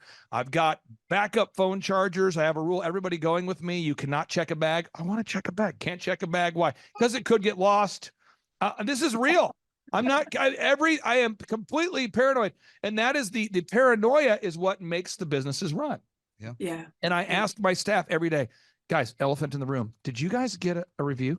And they say, well, yeah, we got a review. You asked me 10 minutes ago. Okay, well, I'll talk to you in 4 minutes. You hear me say that? I'll say, I'll talk to you in 5 minutes. Yeah. And I'll do it. And it's a follow-up because I have to make sure that the checklists are being followed, the reviews are being followed. We're a licensed business. People don't know that. Hair care, you're licensed by the state. So we have certain cleanliness standards. We could have random people from the state show up. So we got checklists. And I follow up, and it doesn't bother me to follow up with the same adult who's in their 40s 6 times within a 50-minute span of time. It doesn't bother me. Mm-hmm. But most people, that bothers them. Yeah. And so have you found that, Jenny, that a lot of people don't like to follow up? Have you found that, or is that just something unique to me? I've found that they don't like to follow up. No, people don't like to follow up. It's almost like an awkward communication thing that people try to avoid. Yeah. And it's not necessarily that you're being mean or any type of way, but I feel like that's probably the way that we feel when we continuously follow up, like we're having to step on people's toes, but really we're not. We're just getting the job My done. mentorship moment for you is it's probably the same feeling you have when you ask for reviews. Yeah. It's probably the same. So, and I'm just saying, and if you, Mike, did you ever play football or a sport of some kind? Yeah, I used to play soccer. Okay, soccer. So like when what position did you play? Goalkeeper. Goalkeeper. Okay. So this is a great example. I didn't know you were a goalkeeper, but when you're a goalkeeper and someone's kicking that ball at you fast, I mean, just the ball's coming in there. I mean, people can really kick a soccer ball fast. Yeah. There are certain people that want to be a goalkeeper, but they kind of avoid the ball. They try to hide from it. They flinch. You know what I'm talking about? But you actually would lunge into it. Am I correct? Right. I mean, you're aggressive, right? I mean, you're like, for some reason you enjoyed it. Yeah. Yeah. Right? I enjoy getting 100 miles an hour fastball. But did you ever see somebody who tried to be a goalie? I'm not looking for a name here, but somebody who would kind of hide from the ball. Yeah. This is the same thing for management. Like as a manager, you have to sort of seek out conflict, but like people. So I'll say things like, okay, hey, it's 8 o'clock. I need to make sure you put out the flags in front of the elephant in the room store today, Mr. Manager. Put out the flags that draw the attention by the road. Put out the flags. And I'm going to call you in 10 minutes to follow up. Call them in 10 minutes. Are the flags up? Can you send me a picture? They're like, do you not trust me? Absolutely not. I trust nobody. Go ahead and send him. And then I'll call them back 30 minutes later. Hey, did you get Google reviews? Yeah, we got one Google review. You know, the quote is 10. Yeah, I'll call you back in 2 minutes. You know, call them back. Hey, did you get a review? It's been 2 minutes. I know. Oh, hey, I'll tell you what. I'll call you back in an hour. And my whole day is just following up. And then over time, the culture happens where people go, he's going to follow up. And now the people that like the follow-up like to work there, and it's become a great thing. And that's where we're kind of at right now, I think, is we're getting into the follow-up phase. Do you have call recording in place there, Mike? Do you have the call recording for quality assurance installed yet? Yes, we do. And are you learning some things? Yes. It is very hard to train people on recording scripts. Yeah. Okay, that's something we got to do. Now we're just going through the workflow. And then the wowing the customers. What Sean is saying is that your patients are consistently wowed. Now, I don't know if that's because Sean is your hype man or if that's a real thing, but it seems like people are actually wowing. They're being wowed right now. People, when they come in, if you look at the workflow, they buy something right here, we have to wow them. You've got to create that wow moment. And again, if you want to download this diagram, folks, just go to thrivetimeshow.com/millionaire, thrivetimeshow.com/millionaire. You can download it from my newest book called A Millionaire's Guide to Becoming Sustainably Rich. You got to create that wow moment. I mean, amidst the checklists and the tracking, at some point here, you've got to create a moment that wows people where they go, wow. So I'm trying to get everybody's creative juices flowing here. So if you have a restaurant, I work with a restaurant in Florida right now, a great restaurant. They say, welcome in. Is it your first time? They say, yeah, it's my first time. Oh, well, hey, you get free appetizers on us today and 1 free adult beverage. Welcome in. And that every time it's that, wow. And then when you come back later and ask for a review or, hey, what entree do you want? Guess what? People become generous with how they buy. Another example, I work with an auto auction. The auto auction says your first time that you buy from the auto auction, you only have to pay $1 more than the actual cost of the vehicle just to wow people, to get that going. I happen to work with a carpet cleaning business. And what they do is they say, hey, the first time we clean your carpet, we'll beat any competitor's price, and it will be at least half off of our normal price. And they go, okay, great. You got to have that wow moment. What are you guys doing, Jenny, to wow your customers there? Well, there are things that we do. We will oftentimes like give samples of certain things because we know they work. We have a lot of supplement sales that we do. Again, the dollar consult is a wow moment because we will spend some, 10 to 15 minutes explaining how we're different. And I feel like they're wowed because of that. Also, our services are so much different. We spend time in the room with our patients. We listen to them. They're not just a number. And a lot of times people have never experienced that. So there's a lot of wow moments, I think, for all of our patients. Now, I understand that 59% of your customers are now from word of mouth. Is that accurate? Yeah. That's huge. Yeah, well, and with the customer acquisitions cost too, I've heard you say this before, Clay, that if you're advertising and you're doing a good job wowing at the same time, they compound each other, and you'll end up having 2 to 3 word of mouth referrals from those patients that are wowed for every 1 lead you have from advertising. We measured and tracked that they had this last year, for every $1 they spent on advertising, they were able to bring back in $4.61. So that's a 461% return on their marketing investment. It's incredible stuff. And the great news is, as we build these systems, if you guys ever wanted to franchise or license or open up multiple locations, if done properly, you should be able to scale it. It should be very repeatable, very duplicatable. Other things you guys have done, you've implemented a database to keep track of your customers. You're gathering objective video reviews. You guys are really checking all the boxes. I'd like for you, if you can, Jenny, here, to give a word of encouragement for any of our listeners out there that are a little bit on the fence right now, and they're going, I have thought about scheduling a free consultation, but I don't know. I hear it's $1,700 a month, and can you maybe explain your thoughts, what you would say to anybody who's a friend of yours or family that asks you about the value about the business consulting?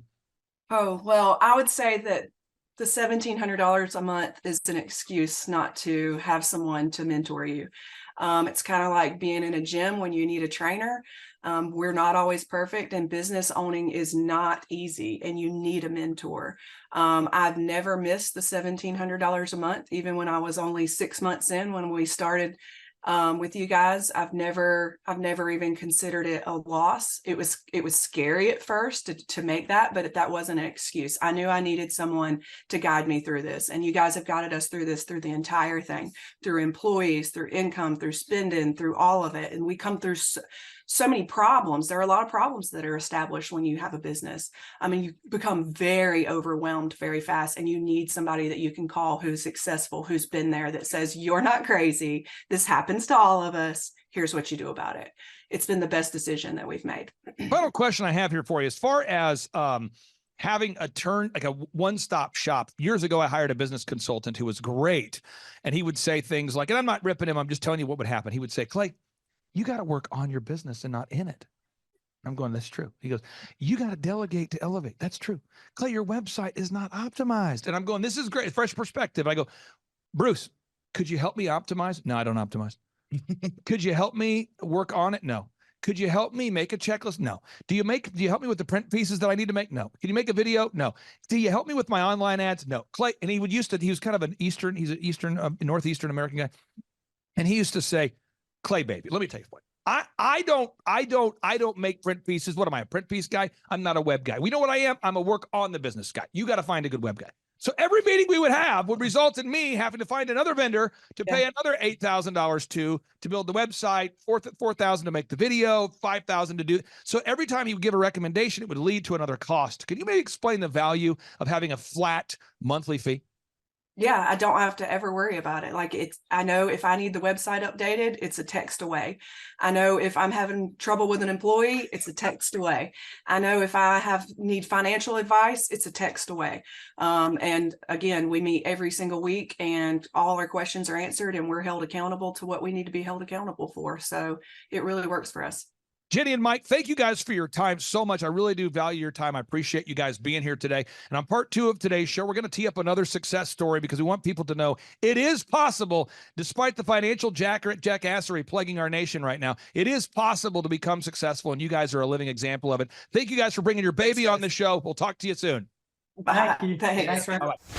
All right, Tribe Nation, if you're looking for a success story, something to encourage you that you have the mental capacity and the tenacity to succeed, today's show is going to be a blasty blast, and a show that I recommend that you take notes, you visit the website, you verify that today's guest is a real person and she's not a hologram. Dr. Amber, welcome onto the Thrive Time Show. How are you? Much. I am doing great. So, Jordan, we've had the opportunity to work with Dr. Amber here for a while, and she's having massive growth. So before we get into the details, could you describe what makes her great to work with? Because you're always bragging on her. So what makes her great to work with? Well, for one, she never misses a meeting. She's always on time, and she always does the action items that I have her do. So whether it's starting the staff meeting once a week, the daily huddle, getting reviews, video reviews, the group interview, she just does it. And so my understanding is Dr. Amber, the business has grown. As a percentage, how much have you grown? Is it 2%, 5%? What kind of a percentage growth have you had? Wow. So just as some examples, in December, we grew over like 150%. The month before, November, we grew, I think it was, Jordan, like 280%. We haven't yet hit the end of January, so we're waiting on the results for that. But we've only been open for a little over 1 year, and we've already seen, amazing growth.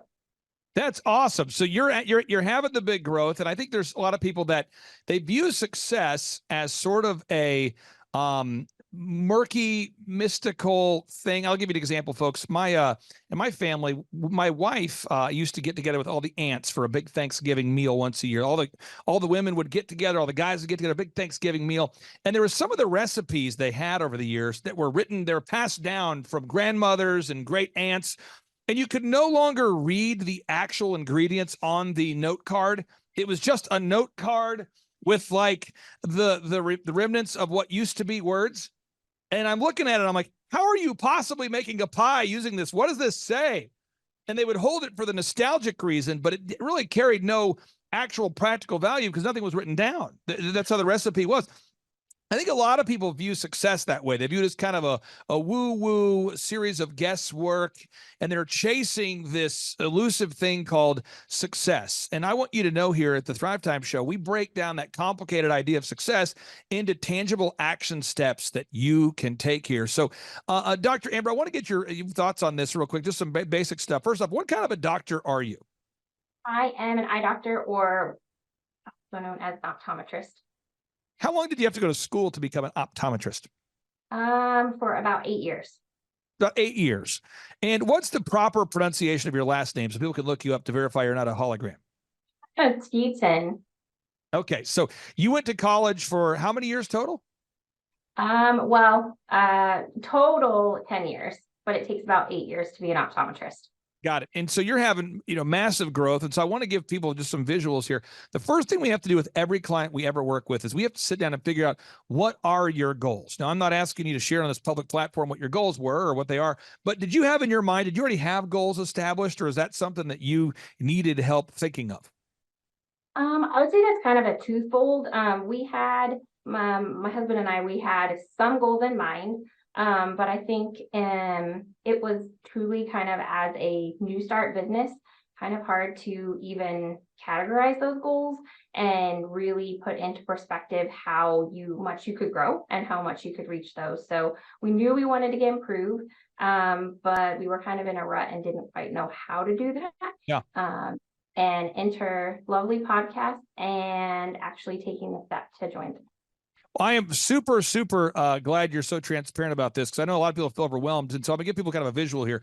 So step one, with every client we work with, and by the way, folks, if you go to thrivetimeshow.com, you'll see thousands of testimonials from real people.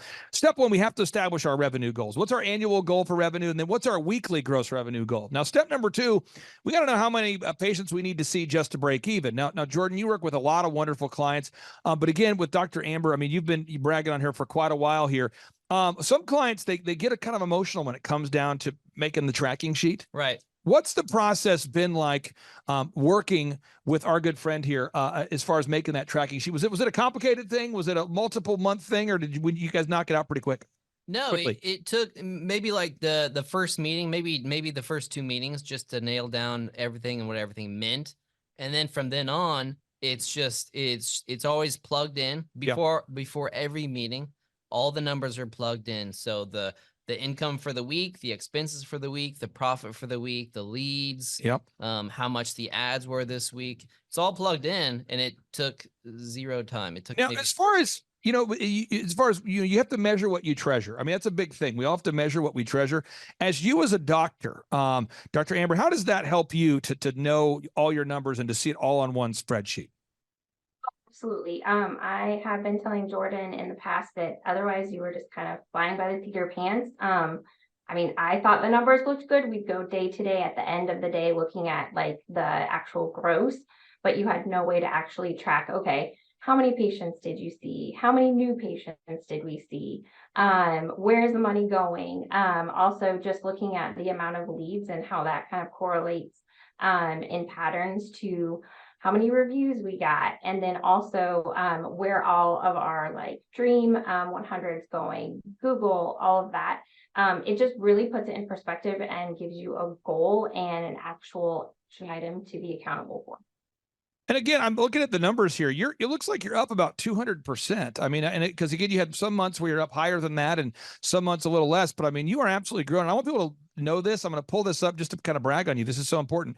I want to do a search here. Everyone do a search right now. We're going to go to usdebtclock.org. I'm not trying to depress anybody, but if you go here, there's a middle column where they keep an accurate track of how many Americans identify as being self-employed. So in America today, with a population of approximately 330 million Americans, we have 9,047,817 self-employed people.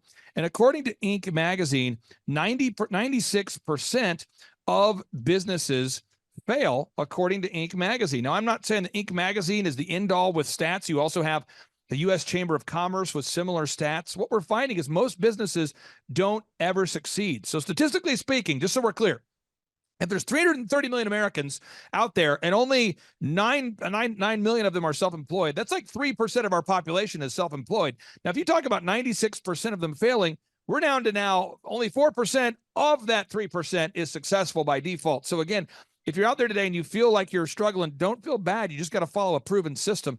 Now, box number 3, Jordan works with our clients to figure out your schedule, your boundaries, how many hours you're willing to work. We've got some doctors, true story, we work with who say, I'm going to work 3 days a week. That's it. Other doctors say 6 days a week. Some say 7 days a week. How important was it for you and your husband and your team to figure out the hours that you would be open, the hours you're not open, just in terms of just blocking out that time? For me, it's invaluable. So a little bit of personal story. I actually just got back from, quote unquote, I guess you'd call it a maternity leave, Jordan. So it was actually the only time I missed a call with him was when I was giving birth. So finding the time for when I needed to work and when family time was invaluable. And I think also having that be a recipe where I could still succeed makes it even more important, especially as a mom and a wife, being able to have my own business, but also being able to have boundaries on when I would actually see patients, when I would work on the business, and then when I would be able to go home. So this is awesome. Again, folks, this woman has given birth to a baby, which in my opinion is you deserve a Lifetime Achievement Award. Anytime a woman gives birth to a baby out of their body, they deserve some kind of Lifetime Achievement Award. But also she gave birth to a successful company at the same time. So the time will never be just right, but everybody out there, you got to block out time to be successful. There's never a perfect time. You're never too old or too young, or you just got to do it. Now, box number 4, is you had to figure out your unique value proposition, and we had to improve the branding, box number 5. So we look at your website, navigationeyecare.com, and a website, by the way, folks, is a little bit like a garden. You're never quite done. You're always pulling weeds, always tweaking. As we look at it now, I'm sure we'll catch something we want to fix tomorrow or improve, but the idea is you have to eventually launch, and perfect is the enemy of done. Perfect is the enemy of done. So I want to talk to you about that for a second. I find that a lot of doctors I work with are hesitant to launch the site until it's perfect. Therefore, they never launch it. But I find that the clients that are the most successful can launch it and then say, you know what, I'm going to come back later and fix my lobby. I can come back later and adjust my logo. I can come back later and improve the look of my website. Could you talk about the process of launching the website? What was that like to work with Jordan and your team there, our team and your team? It was really helpful. He was pretty confident in us from the beginning. I guess as a doctor, you're a little nervous and you don't want to make videos of yourself. I'm a pretty humble person, so that aspect just needed a little push and shove. He's done great on the website and just basically with our Navigation Eye Care logo, using that, but also just capturing what the office is, the energy within the office. And also being encouraging when we kind of fine-tuned, for instance, our no-brainer and our deal on that. He was really helpful in making that succeed. Now, a no-brainer, I don't want to get lost with the language. I'm going to pull up this diagram again. Hopefully this diagram is helpful for everybody. With my clients, they always tell me it's like it helps them so much to see it. After we start the marketing, this is box number 6, the 3-legged marketing stool, which is how do we get customers? Once the phone starts ringing or once people start visiting the website, you have to have a no-brainer offer that is so good and so exciting that somebody who doesn't know you is willing to fill out the form. So just let me give you an example. I am not the only guy, the only guy that cuts hair in the city of Oklahoma City. So if you do a search for OKC Men's Haircuts, my company, Elephant in the Room, is not the only company that cuts hair. But if you do a Google search for OKC Men's Haircuts, we clearly come up top in the search results. And then people go to the website and they go, I don't know about this. There's other options. These aren't the only people I'm looking at. They're not loyal to my button. They're not loyal to my website. And they look and they go, wait a minute. First haircut's $1. I could try that because it's the risk and reward, whether it's conscious or subconscious. People do not want to have a bad first experience. And I see so many optometrists specifically and doctors that say, first exam, only $400. And people are like, huh? And it's not appealing. And people then have a horrible experience and they go, man, I spent $400 for a terrible experience. But this is a great offer you guys have come up with. Talk to us about the offer, the no-brainer, and maybe what kind of value that's had for your business. Absolutely.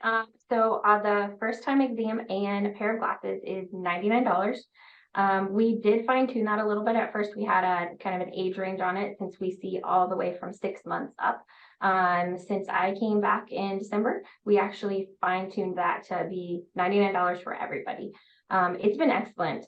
Jordan can attest to this. Our phones lately are ringing constantly. Like we kind of have a blessing in disguise, a good problem to have. Our staff is really busy with constant calls for leads, or even our lead sheet with people that want to know more. It is a great first step as well. So it gets everybody in the door. It's not a $99 and then end there. We have so many people that take advantage of that as step in the door, and then they love our office and the experience and they want to invest more. They get another pair of glasses, they get contact lenses, they say, oh my goodness, at the checkout, they want to schedule their whole family or their best friend. So it has been invaluable to grow up this. Nothing that we would have ever thought of ourselves. So completely just mind-blowing how much we've grown since we've started using that. You know, one thing about business consulting is it's a lot like hiring a personal trainer for fitness. They're very analogous ideas. If you hire a personal trainer for fitness and you don't show up, it's not something you can delegate. You can't just say, Jordan, you're my personal trainer, but I don't want to work out today. So I'm sending my good friend Carl, my office assistant. He's going to work out in my place. He'll do some pull-ups, get him on the burpees, get him on the pull-ups, have him run a lot of crushers, okay? Because I want to get in shape, so really push that guy. And I think a lot of people view business consulting that way. It is a participation sport. It is a full contact sport. And if it wasn't for great people like Dr. Amber, the system wouldn't work. And with a lot of our clients, we help them design their office, their lobby. But in this case, with Dr. Amber, she really put a lot of thought into the design of her business. So when we send people into the actual office, they're having a great experience in the actual location. The sights, the smells, the sounds, the whole atmosphere is great. And a big kudos to you for doing that. Because again, if we help people market off a cliff, we have a lot of our clients, we do the interior design and we help them with that. But there are some doctors that say, I will decorate my own office. And it's the worst thing possible. So you've done a great job with that. Now we talk about sales, moving into sales. Eventually we have to sell something. Eventually we have to sell something. So sales scripts, recorded calls, one sheets, print pieces, all of that. How important has it been for you to begin to put in sales systems? Because the word sales for most optometrists is almost like a curse word. How important has it been to put in sales systems for your optometry clinic's success? I would say it's been a pivotal point of growth. So we have lead sheets where we get back in touch with anybody who wants more communication. We have call scripts that make it just seamless for our team from day one. Even we brought on a new staff member at the beginning of, or pardon me, the end of December. From day one, she knew how to answer the phone. She knew what was expected and how to schedule a patient. She knew about the no-brainer. It makes it just a lot easier because as a small practice that just opened up, I don't really have the time, nor am I the most useful in training. As well as my other staff, I would rather have them be answering the phone, scheduling appointments, keep doing their job. And then the sales part, yeah, no optometrist really likes to sell. We would rather like to recommend or prescribe. But it is one of the few practices, along with kind of dentistry, where actually for the profession, yes, I have an eye exam, but we make a lot of our money and a lot of our business by actually selling or the consumer purchasing something. So with the selling process, Jordan would attest to this. I definitely have A+ players right now. We've kind of weeded out the weeds per se and some B and C+ players, which has been a great stepping stone to a new office. But the energy and the staff really help in the selling for them to know the product, for them to feel confident, and for them to kind of quote close the deal. And we have checklists for all of that make it really easy on, okay, what's the price on this? Can they get this with it, etc.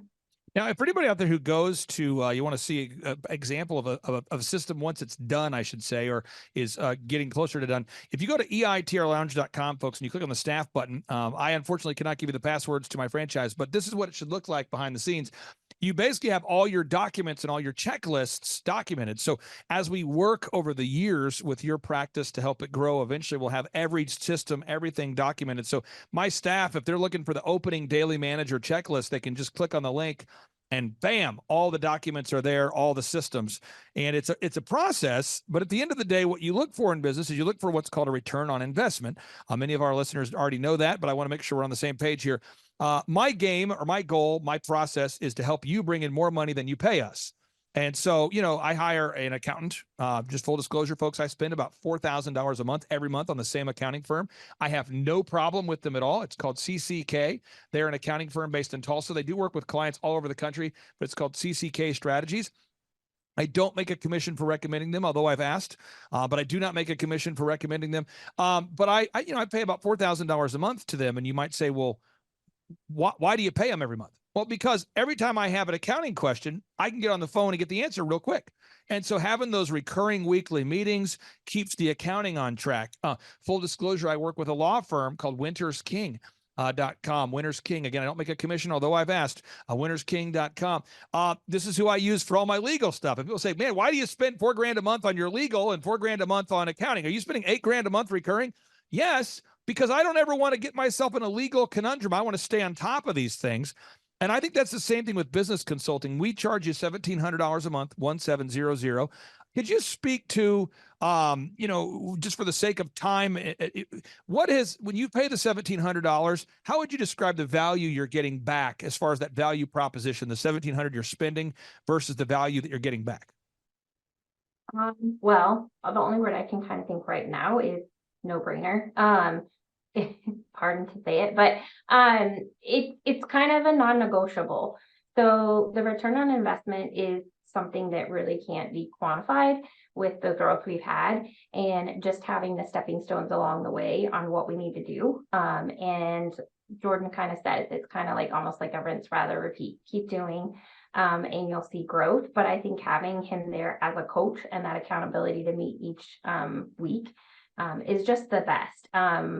I think my husband and I are all in, and we would say it's just part of our business right now. Now, I would tell people if they lived in your area and they wanted to have an eye care experience that is awesome, I would say, hey, it's $99. Okay. So worst case scenario, you go in there and you had the worst experience possible, which you're not going to have. It's just a no-brainer. But at the end of the day, you have to try it out, folks. You have to go to the website. You have to look into it. You have to schedule that consultation. But for anybody who's in your area, what markets do you serve? Can you tell us what area are you in, and where can people, what geographical area do you service? So we're located in Chesapeake, Virginia. This area is part of a 7-city or kind of 7-suburb area called the Hampton Roads community. We actually have most of the military. We have the largest Navy base. We have a Air Force base just north of us. So we get an influx of a lot of different communities of people. A lot of people who have been here long-term in the Chesapeake area that's very rural, but growing. We also get people who are from Norfolk, who are from Newport News, who are across the water. It's really 7 cities that is an infrastructure of just different bridges and land. Quite different than the Midwest, although my husband and I are from the Midwest. But the Navy is what brought us here, and my husband now is more reserve out of the Navy, active duty, and we just are really blessed to serve a community that supports the Navy and the people in it. And we're just a quick, brief 14-hour drive from your office. So if anybody in the Tulsa area, it might be worth the 14-hour drive. You'll have to do the math, folks, but it's only 14 hours away from Tulsa, Oklahoma. Now, final question I have here for you. And again, we help you with, the HR, the hiring processes, the checklists. There's a lot of stuff we do. I just wanted to be able to celebrate your success and that 200+% growth there. But for anybody out there that's thinking about scheduling a 13-point assessment, we have thousands of testimonials people can see by going to thrivetimeshow.com and clicking on the testimonials button. But what would you say for anybody who's thinking about scheduling a free 13-point assessment? Because we only take on 160 clients, so I don't want to waste anybody's time. I don't want anyone to waste their time. What would you say to anybody who's thinking about scheduling a free 13-point assessment with myself? I would say 100% go for it, with the caveat: are you willing to put in the work? Are you willing to be held accountable every week? And are you excited about growing more than you probably could have ever imagined, and more than you'll be able to do on your own? Boom. Dr. Amber, I really do appreciate you carving out time. Jordan, thank you so much for making this happen. Jordan's always bragging on you, and it's great to be able to celebrate you here on today's show. Thank you so much. Thank you. Appreciate it. Take care. Bye. The number of new customers that we've had is up 411% over last year. We are Jared and Jennifer Johnson. We own Platinum Pest and Lawn and are located in Owasso, Oklahoma. And we have been working with Thrive for business coaching for almost a year now. Yeah. So what we want to do is we want to share some wins with you guys that we've had by working with Thrive. First of all, we're on the top page of Google now. Okay. I just want to let you know what type of accomplishment this is. Our competition, Orkin, Terminex, they're both $1.3 billion companies. They both have 2,000 to 3,000 pages of content attached to their website. So to basically go from virtually non-existent on Google to up on the top page is really saying something. But that's come by being diligent to the systems that Thrive has, by being consistent and diligent on doing podcasts and staying on top of those podcasts to really help with getting up on with their listing and ranking there with Google. And also we've been trying to get Google reviews, asking our customers for reviews. And now we're the highest rated and most reviewed pest and lawn company in the Tulsa area. And that's really helped with our conversion rate. And the number of new customers that we've had is up 411% over last year. Wait, say that again. How much are we up? 411%. Okay, so 411% we're up with our new customers. Amazing. Right. So not only do we have more customers calling in, we're able to close those deals at a much higher rate than we were before. Right now, our closing rate is about 85%, and that's largely due to, first of all, like our Google reviews that we've gotten. People really see that our customers are happy, but also we have a script that we follow. And so when customers call in, they get all the information that they need. That script has been refined time and time again. It wasn't a one and done deal. It was a system that we followed with Thrive in the refining process, and that has obviously the 411% shows that system works. Yeah, so here's a big one for you. So last week alone, our booking percentage was 91%. We actually booked more deals, more new customers last year than we did the first 5 months, or I'm sorry, we booked more deals last week than we did the first 5 months of last year from before we worked with Thrive. So again, we booked more deals last week than the first 5 months of last year. And it's incredible. But the reason why we have that success is by implementing the systems that Thrive has taught us and helped us out with. Some of those systems that we've implemented are group interviews. That way we've really been able to come up with a really great team. We've created and implemented checklists. That way everything gets done and it gets done right. It creates accountability. We're able to make sure that everything gets done properly, both out in the field and also in our office. And also doing the podcast, like Jared had mentioned, that has really, really contributed to our success. But that, like I said, the diligence and consistency in doing those and that system has really, really been a big blessing in our lives. And also, it's really shown that we've gotten the success from following those systems. Yeah. So before working with Thrive, we were basically stuck. Really no new growth with our business. And we were in a rut and we didn't know. The last 3 years, our customer base had pretty much stayed the same. We weren't shrinking, but we weren't really growing either. Yeah, and so we didn't really know where to go, what to do, how to get out of this rut that we're in. But Thrive helped us with that. They implemented those systems. They taught us those systems. They taught us the knowledge that we needed in order to succeed. Now it's been a grind. Absolutely, it's been a grind this last year.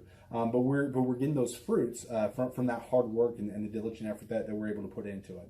So again, we were in a rut. Thrive helped us get out of that rut. And if you're thinking about working with Thrive, quit thinking about it and just do it. Do the action, and you'll get the results. It will take hard work and discipline, but that's what it's going to take in order to really succeed. So we just want to give a big shout out to Thrive, a big thank you out there to Thrive. We wouldn't be where we're at now without their help. Hi, I'm Dr. Mark Moore. I'm a pediatric dentist. Through our new digital marketing plan, we have seen a marked increase in the number of new patients that we're seeing every month, year over year. 1 month, for example, we went from 110 new patients the previous year to over 180 new patients in the same month. And overall, our average is running about 40 to 42% increase month over month, year over year. The group of people required to implement our new digital marketing plan is immense, starting with a business coach, videographers, photographers, web designers. Back when I graduated dental school in 1985, nobody advertised. The only marketing that was ethically allowed in everybody's eyes was mouth-to-mouth marketing. By choosing to use the services, you're choosing to use a proven turnkey marketing and coaching system that will grow your practice and get you the results that you're looking for. I went to the University of Oklahoma College of Dentistry, graduated in 1983, and then I did my pediatric dental residency at Baylor College of Dentistry from 1983 to 1985. All right, we're joined on today's show here with Jordan and Austin, and I really want to show you guys some things. I want to tap into your wisdom. I want to ask you some things, and so what I'm going to ask everybody out there to do is to look up what I'm saying, assume that I'm out of my mind, assume I'm making these things up. Please do not passively listen to what I'm saying. Just assume I'm making things up and do your own research, okay? So in America today, we have approximately 330 million people that live in our country. Jordan, do you agree with that? Do you disagree with that? What are your thoughts? I truthfully have no idea how many people are in the world, so that sounds pretty close. And I'm just being really clear. I'm not trying to be passive aggressive. I'm not trying to attack you. I'm just saying in America, there's 331.9 million people as of the 2021 U.S. Census. Okay, so we good there? Yep. So there's 331.9 million people. Are we on the same page? Yeah. Okay, now U.S. Debt Clock is a website, usdebtclock.org. They pull real-time stats from multiple websites to come up with an aggregate or a total number of what they believe to be accurate about all things related to the U.S. population, the U.S. workforce, the number of people who are unemployed, etc. So right now, the U.S. official population at usdebtclock.org sits at 336 million people.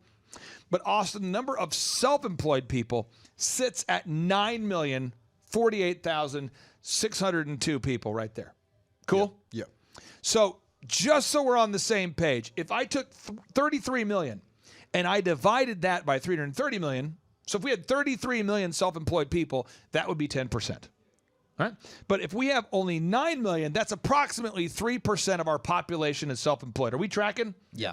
Now, Inc. magazine shows that 96% of small businesses fail. Now, I have been featured in Inc. magazine.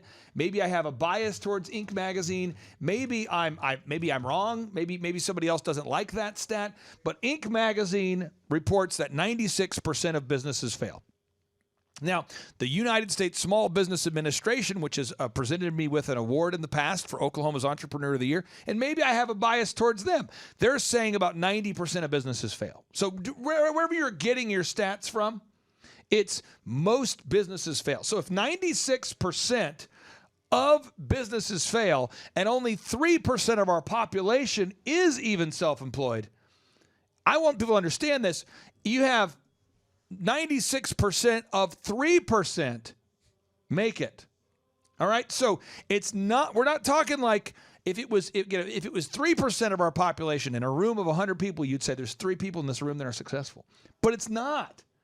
It means only 4% of those 3 people would be successful. So you would have to have a room with 1,000 people. Are we on the same page? Yeah. You'd have to have a room of 1,000 people to statistically find a successful entrepreneur. That's why when I get asked to speak, that's when I get asked to host a show, that's when I get asked to comment in an article, what I am saying is always counter-cultural. It's always opposite of what everybody else is doing because everybody else is not succeeding. Right. So what I want people to know on today's show is we have a path that we guide you down if you're a self-employed person, and it's a linear path. So linear. Austin, do you play any musical instruments? Percussion instruments. I like them. I enjoy them. Okay. So if you play percussion or if you play music and you start to study music, you'll start to hear musicians talk about song math. Song math. There's sort of a way that music is created. All right. So there's a path, and on part 2 of today's show, we're going to share that with you so you can see it. But there's a way in which music is created. And so you're going to have a verse and a chorus and a verse and a chorus, typically an amplified chorus. There's components to the song. There's typically a melody, there's percussion, there's a bass line, there's harmony. We can get into that. But if you don't know music, you might just hear it all as one thing, but you don't maybe have an appreciation for the individual components because you don't know music. Right. So what I'm going to do is I'm going to pull up Michael Jackson, okay, Billie Jean, a cappella. This is Billie Jean, a cappella. So this is how good he sounds when there's nothing else added to the music other than just his voice. So this is Michael Jackson, a cappella, singing Billie Jean. Now, we all know the song Billie Jean with the music, but have you ever heard it with just his voice? And in my opinion, this is where you get to really tell who can sing. She was more like a beauty queen from a movie scene. I said, don't mind, but what do you mean? I am the one who would dance on the floor and around. She said, I am the one. And the headphones, if you're not really into music, if you don't know, in the headphones, you're going to hear the microphone picking up just remnants of the track because he's wearing headphones as he's singing. Who would dance on the floor in the round. told me her name was Billie Jean as she crossed the scene. Then heavy hair turned with the eyes that dreamed of being the one who would dance on the floor and around. But that's not really what people think of when they think about Billie Jean. They think about the complete song. And so you start to think about, Billie Jean, I know that song. I like that song. But you think about it as a complete product. And people think about business that way. They go, I want my business to be successful. And I don't want to focus on accounting. I want to focus on marketing. And I don't want to focus on sales. I want to focus on marketing. Listen, I don't want to focus on branding. I want to focus on accounting. But it's all of those things together. So again, this is Billie Jean as you know it. Now, if you took out the bass, folks, everybody out there that doesn't know, the bass is that boom, boom, boom, boom, boom, boom, boom, you know. But if you took that out, it's weird. That's why I have a problem by and large with white church. I have a problem with white. I go to a church, and if the church doesn't have a bassist, I have a problem. Because the bass is what fills up the space. If you take out the bass, you got a problem. Now, the percussion, that's the drums. You can hear that. I think everybody can hear that. But then there's the synth, the synthesizer, the keys. You hear that? But if you take out any one of those components, it's weird. And that is, so people that they don't look at a business that way. They say, I'm going to focus on marketing, or I want to focus on branding, or they'll even ask questions like, what's the most important part of to grow a successful company? What's the most important component? And that would be like me sitting down with you, Jordan. And do you like to cook anything, Jordan? Rarely, no. Do you like to fix cars? No. Austin, do you like to cook?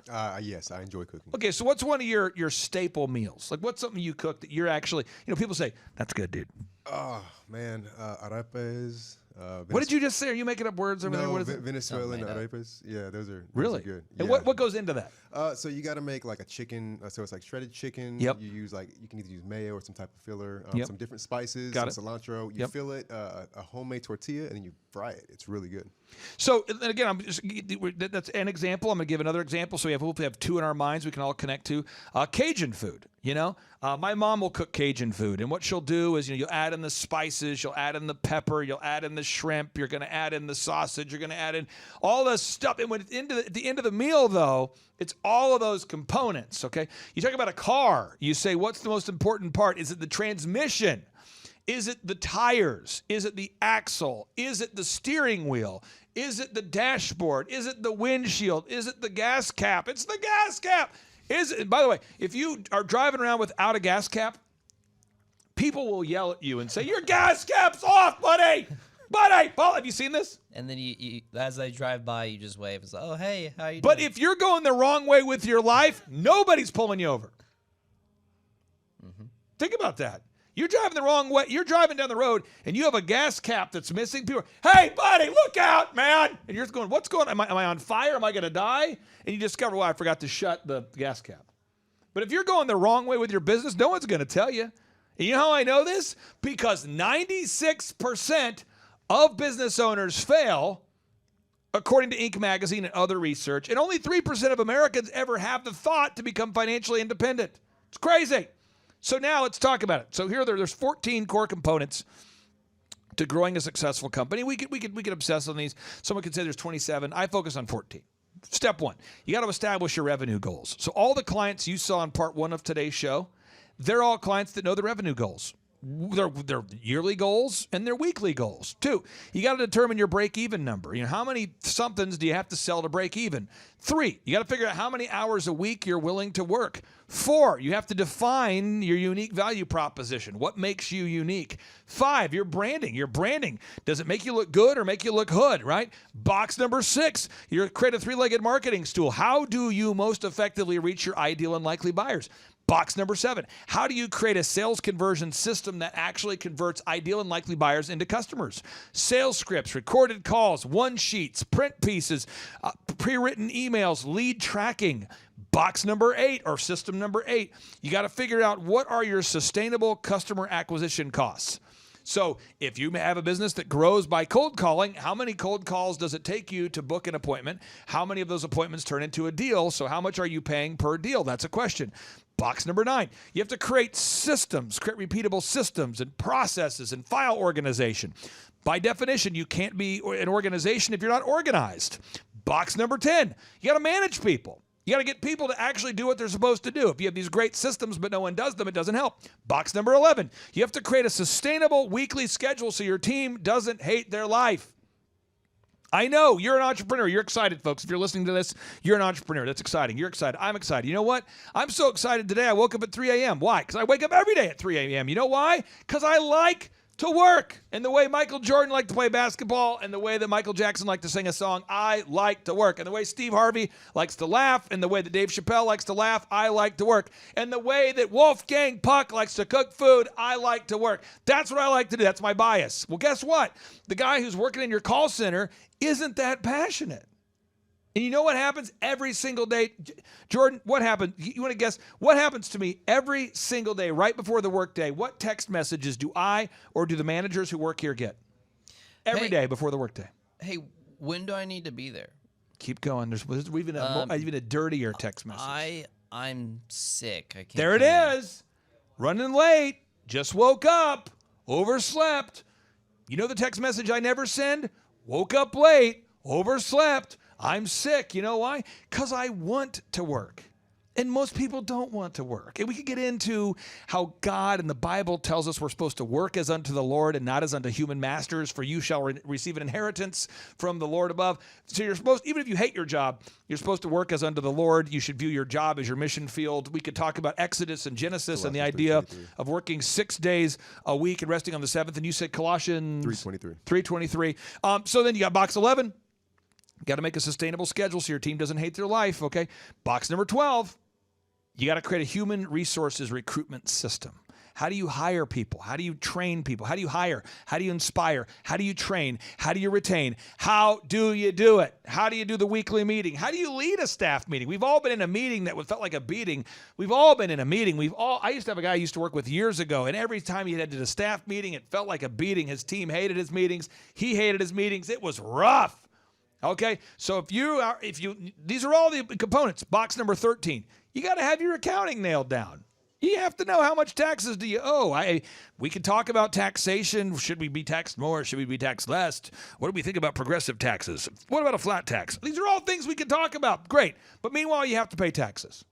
So you got to automate your savings. You got to set aside money for taxation, accounting. You got to onboard employees, making sure you're withholding the right amount of taxes, so the government can spend more money. Yay! Okay, box 14. You got to have your goals for your life, your F7 goals. Goals for your faith, your family, your finances, your fitness, your friendship, and your fun. Now, I believe that most people who watch this show probably watch this show, Austin, because a member of our team, such as yourself, has probably talked to them. And they're hearing the words I'm saying right now after having watched testimonial after testimonial after testimonial from real clients. So I want to ask you this question, Jordan, and I want to ask Austin the same question before we wrap up here. Okay. Why is it that the clients that we've shown on today's show, we've showcased over a dozen client success stories? Our average client is with us over 6 years. Our average client is with us, folks, for over 6 years. I openly charge $1,700 a month, and we operate at a 20% margin. I have scholarships available for businesses in need to help people that can't afford that.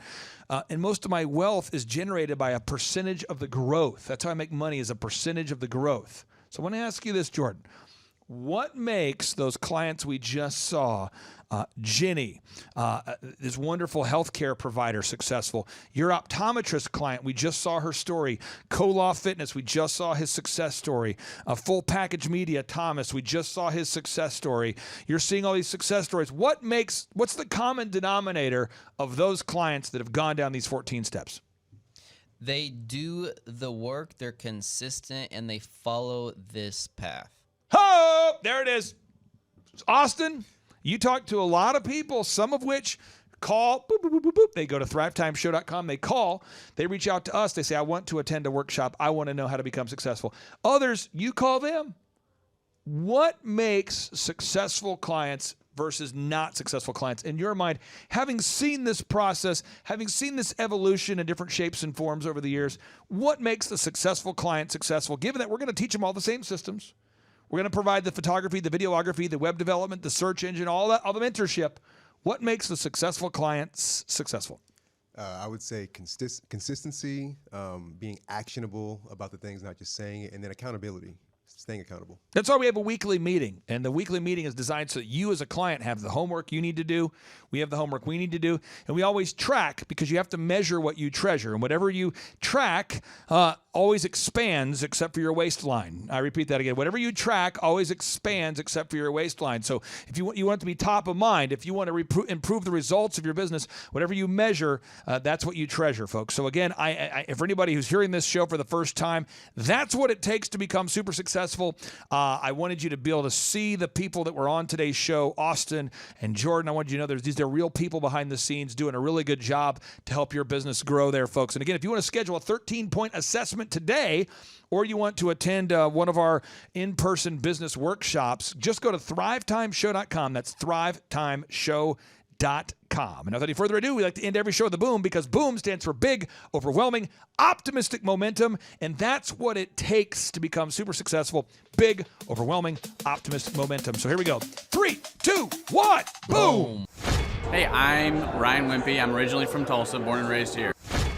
I went to a small private liberal arts college and got a degree in business, and I didn't learn anything like they're teaching here. I didn't learn linear workflows. I learned stuff that I am not using, and I haven't been using for the last 9 years. So what they're teaching here is actually way better than what I got at business school. And I went what was actually ranked as a very good business school. The linear workflow for us and getting everything out on paper and documented is really important. Like we have workflows that are kind of all over the place, so having linear workflow and seeing that mapped out on multiple different boards is pretty awesome. That's really helpful for me.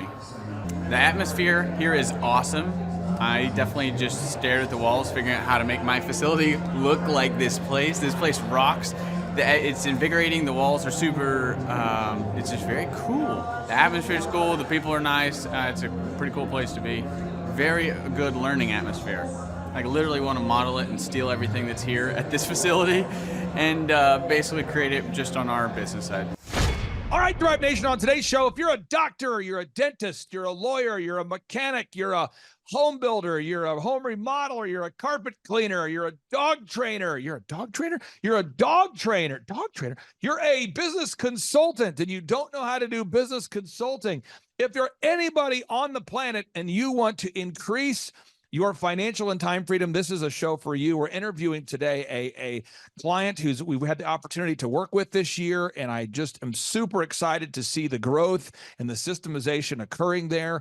And again, if you want to verify that this person is not just a male model, we did not just bring him in because he's a beautiful man. No.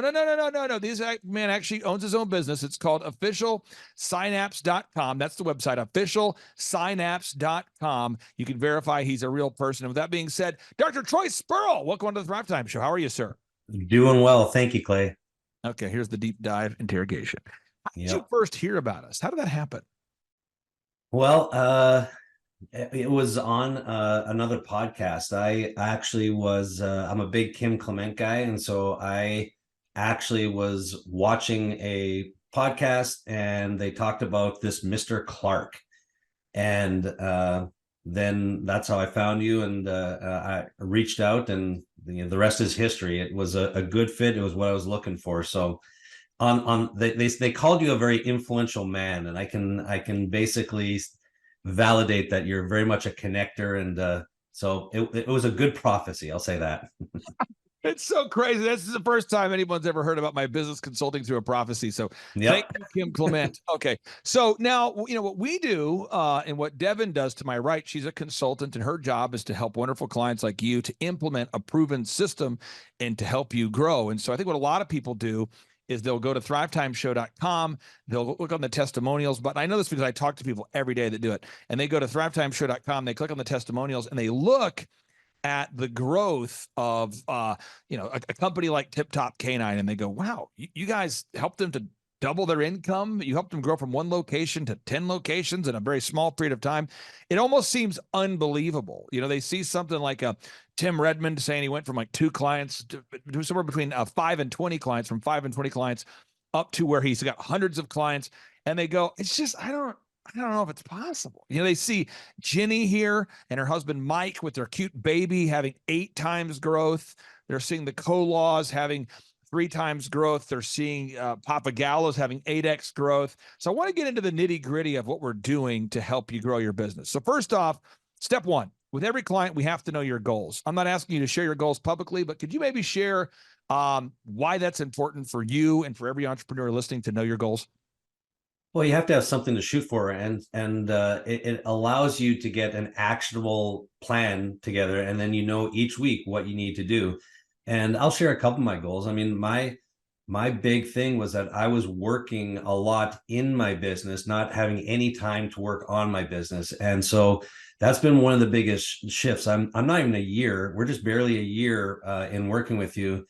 And I've gone from seeing patients personally 5 days a week to only 2 days a week. I'm actually here on my temporary second a place right now. I'm working remotely. I could never do that before. And so I'm working on my business more, which is very, very helpful with when it comes to just improving, hitting some of the other financial goals. So it's not all financial goals for me. I did want to pay off some debt from equipment and other things like that. And we've hit a lot of those goals just in year 1. We're a little bit ahead of what I expected, actually. You know, so step 1, folks, I know it helps to see a linear workflow. Devin, are you a visual person, or do you prefer just to keep things in a kind of a written form in your mind somewhere? Oh, I'm a visual person. I need it written down on a piece of paper for me to look at. So the workflow to me is a lot of times, you know, consultants like yourself who work here, or clients, they say, just seeing the workflow helps me a lot. So box 1, you got to establish your revenue goals. Homework for everybody out there. You have to know your yearly revenue goals. All right. Then you have to know what are your total weekly gross revenue goals. What are your goals for the week? If you have a goal for the year, what are your goals for the week? I'll give you an example of kind of a fun story. Longtime client of mine, he came to one of our workshops. He walks up to me, true story. He says, I figured it out. I said, you figured it out? This is on like session 2 of day 1 of our workshop.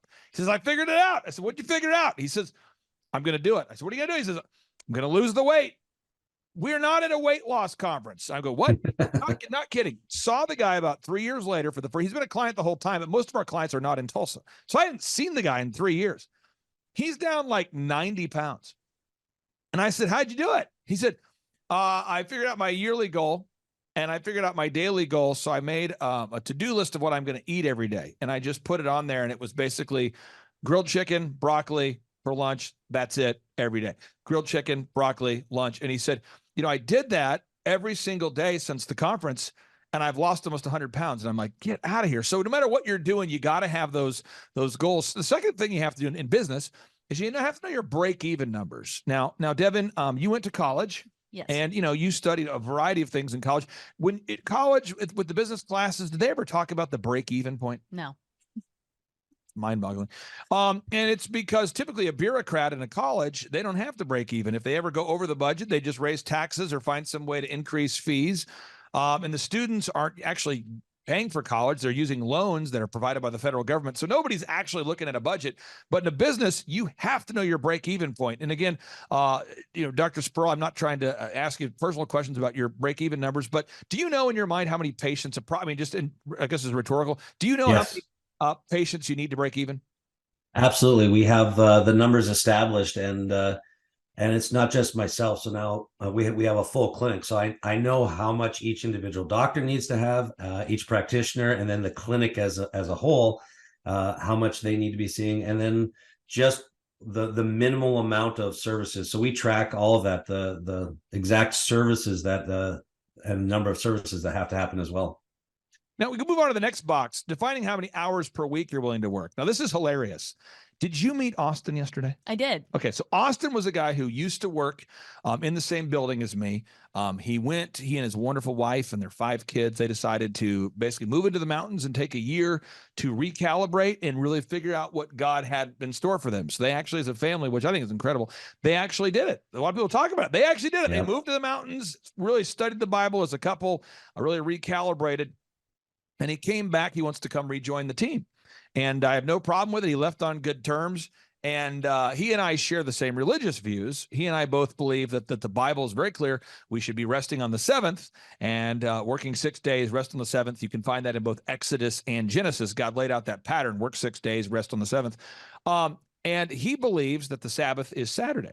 So he never works on Saturday. And I remember that about him. But he mentioned, he goes, hey, I want to work 6 days a week. I don't want to work 4 or 5, but I want to work 6. But I do take off Saturday. I don't know if you remember that. And I said, I do remember that. So for him, he was very clear. I want to work 6 days, but I don't want to work on Saturday because that was his particular, how he views the Sabbath based upon his interpretation of the Bible. We'd love to get your thoughts on that. I think a lot of business owners say, I'm going to do whatever it takes. And then they're not. Yeah. But it's like, so we got one guy right now, one of my longtime clients and friends. He's at trade shows. He's doing, I think, 6 weekends in a row doing trade shows. And he also works 5 days a week because he has a goal in his mind of how many customers he wants to get. And he wants to get those customers before April. So he's literally willing to work 7 days a week and go to these trade shows. But I think a lot of people say, I'll do whatever it takes. They're quoting Imagine Dragons. And then they're not. So I'd love to get your reaction to that. No, that's that was like a mindset shift that had to occur too. And it is funny how mental that is. And a lot of times you get into business and you think you're doing it to retire. And when you kind of get rid of the word retire and you just kind of, you work and it's something you're passionate about, it actually doesn't even feel like work. And so, yeah, I'm on board with that. And one other thing, I started getting up earlier because I've gone to your 2 days. I haven't missed a 2 days since I've started with you. And so I come down for all the 2 days because I hear something new each and every time, and a lot of it had to do with the schedule too. So getting up earlier, and I'm not quite as insane as you as far as how early you get up and what you do, but I'm pretty close. I'm getting there. Well, and so that was a big shift. It was a mental shift, and things, just efficiencies started improving. Like just everything started to get better, and that's how I got freed up. Was by basically working more days and getting more organized, becoming more efficient. And then our capacity we're just primed to just explode right now. And our capacity is because of the extra work hours. Have you listened to my interview with Rabbi Daniel Lapin? Have you heard that one? I haven't. Oh, bro, I'm going to put it on part 2 of today's show. This interview is sick. And the only part you won't like about it, folks, is what I say. But this guy, he's a rabbi. And how our conversation started was I had a lot of friends of mine who were wealthy Jewish people. And I kept asking my Jewish friends, I'm going, why are you guys so rich? What's going on? What's the move? I was 25 years old. And a friend of mine, he says, wealthy guy, he's in his like 50s. He says to me, well, if we're in a foot race, we're running 15% more than you. I said, what do you mean? He said, we all work 6 days a week. And I said, oh, what? And he said, also the word work in Hebrew means worship. So worship means work and work means worship. So we don't work for the customers. We don't work for the profit. We work as though we worship. So like that is our form of worship. You might do praise and worship. We view work as worship. Also, the word vocation means calling, and the word vacation means to retreat from. So we actually view retirement as an abomination. I said, an abomination you do, huh? And he said, we view retirement as an abomination. Like in the same way you might view fornicating, we view retirement. We actually view the idea of retiring as a sin. And I'm going, get out of here. So it helped me a lot to understand that mindset of working as unto the Lord. Just powerful. I'll put it on part 2 of today's show. I promise, folks, it's going to blow your minds. So we go back here to this system here. Now, box number 4. Devin, you work with a lot of great clients. A lot of clients don't know their unique value proposition. And so we always tell people, you got to figure out your top 3 competitors. You got to mystery shop your top competitors. But at officialsynapse.com, Dr. Spurl, he already knows his unique value proposition and already knew that before he met us. How rare is that, Devin, that the client actually already knows? In his case, it's more of a holistic form of medicine. They treat the cause. They don't try to just push a pill for the ill. They don't try to get people on big pharma. They try to get people off big pharma. How rare is it for somebody to actually have their unique value proposition figured out? It's very rare. It's probably like 1 in 10. Yeah, and what I find is a lot of plumbers, doctors, dentists, lawyers, they'll say things like, well, we're the best. Like, okay, so you're the best tile guy. Okay. So that would imply the other guy's the worst, right? Like, well, absolutely. And that's the kind of the mindset. So we'll work with you on that, folks, if you feel stuck. The branding, again, you're a unique guy because you already had a lot of your branding nailed down before we met you. With most of our clients, like when we've worked with Tip Top Canine, we had to completely renovate everything. I mean, we had to do the logo, the auto wrap, the print pieces, the unique value proposition, the offer of the $1 first lesson, the polos, the one sheets. I mean, we had to renovate the entire system, which was incredible. You think about another client like Redmond Growth. When I met with Tim, this is an interesting thing because you're in Minnesota, we couldn't do this, but for Tim, we gave him free office space. He officed in our building for free. He was a business consultant, but didn't have a unique value proposition. So we actually had to teach him how to consult, how to grow companies. We had to provide the unique value proposition. We made his logo. We made his website. We did all of his print pieces. I mean, we went through a massive laundry list. Very unique, though, that someone already has their branding nailed down. Devin, how unique is it that a client, because you work with a lot of clients, that the client already has the branding nailed down? It's very unique. And it's great because when Troy and I first started, we were like, right from the go, like getting the systems, working on that. Yeah. So it was like 100 miles per hour, like from the first call. So it's great. Now, the three-legged marketing stool, this is the 3 moves that you need to use to acquire customers. Now, for every client we work with, there's a different 3-legged marketing stool. As an example, we'll go back to Redmond Growth. Redmond Growth in America today, if you want to get depressed, folks, go to usdebtclock.org. It's a great way to get depressed. Go to usdebtclock.org. We have 9 million self-employed people in America, when there's 330 million Americans that we know of. So you have 3% of the American population is self-employed. 3% of the American population is self-employed. And according to Inc. magazine, 96% of businesses will fail in the first 10 years. So you have, again, 3% of the population is self-employed, but only 4% of that 3% actually build a successful company ever. So it's a very rare thing that people are successful by default. So when we worked with Tim Redmond, I had to help Tim. I said, Tim, we got to contact business owners and we need to cold call them. So I helped him get a list from a company called Data Axle and others. You pull a list of the contractors, doctors, dentists, lawyers. You got to call them. Then once you call them, I had to help Tim write a script of what to say. So the cold calling was 1/3 of the business. The next third of the business was he could invite his clients to one of my in-person workshops. So if I had people that came to my workshop and we were booked out, I could refer people to Tim. So we had the workshops going on. We had the calls. And then I helped Tim learn how to turn his speaking events. He speaks publicly into leads. And so that was his 3-legged marketing stool. For your business, you have a 3-legged marketing stool as well. We got to get Google reviews. We got to get Google reviews. We got to get those Google reviews from happy customers. Yeah. Second is we got to make sure you're getting on podcasts where people can hear your voice. Very important that we do that. And there's other things we do too. But third, it's the internal marketing, making sure that your customers and patients know about the services you offer. How can you talk about the mind freedom that gives you as a business owner, as a doctor, knowing that you have 3 primary marketing systems that you need to, 3 figurative spinning plates that you need to keep going and not 53? This actually is what probably, other than the entirety of seeing the layout and knowing that you've figured it out. I just have to do the work. So this area with the marketing, this was a big deal for us because we kind of had all of our eggs in one basket, if you will. So if something happened with that basket, then we're stuck. Whereas now we have complete peace of mind because we have different funnels and different people are coming in from different areas. We're able to impact people from all over the country, and we have multiple different systems in place: the podcast, the internal marketing, and a lot of the we never got Google people from Google, and now we're getting consistently weekly people from Google. So a lot of what you talk about when it comes to the marketing stuff, that was actually foreign to me.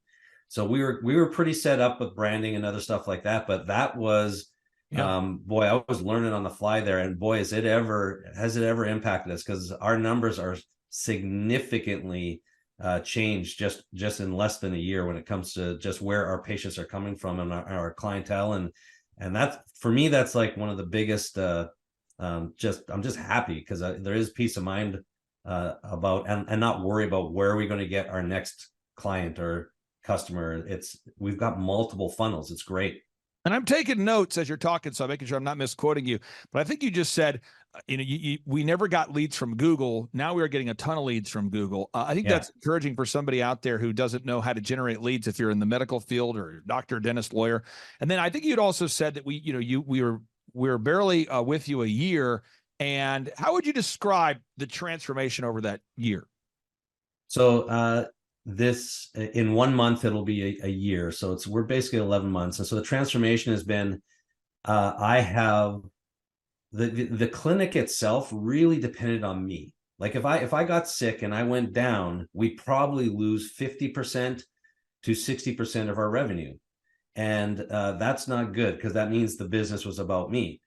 Right now, if I went down, the practice would probably improve. And so because we've got a team of doctors, we've got systems in place, and so we've got a lot of processes, and they understand it now. We're working on scripts and all those things because we keep identifying areas that we can improve on.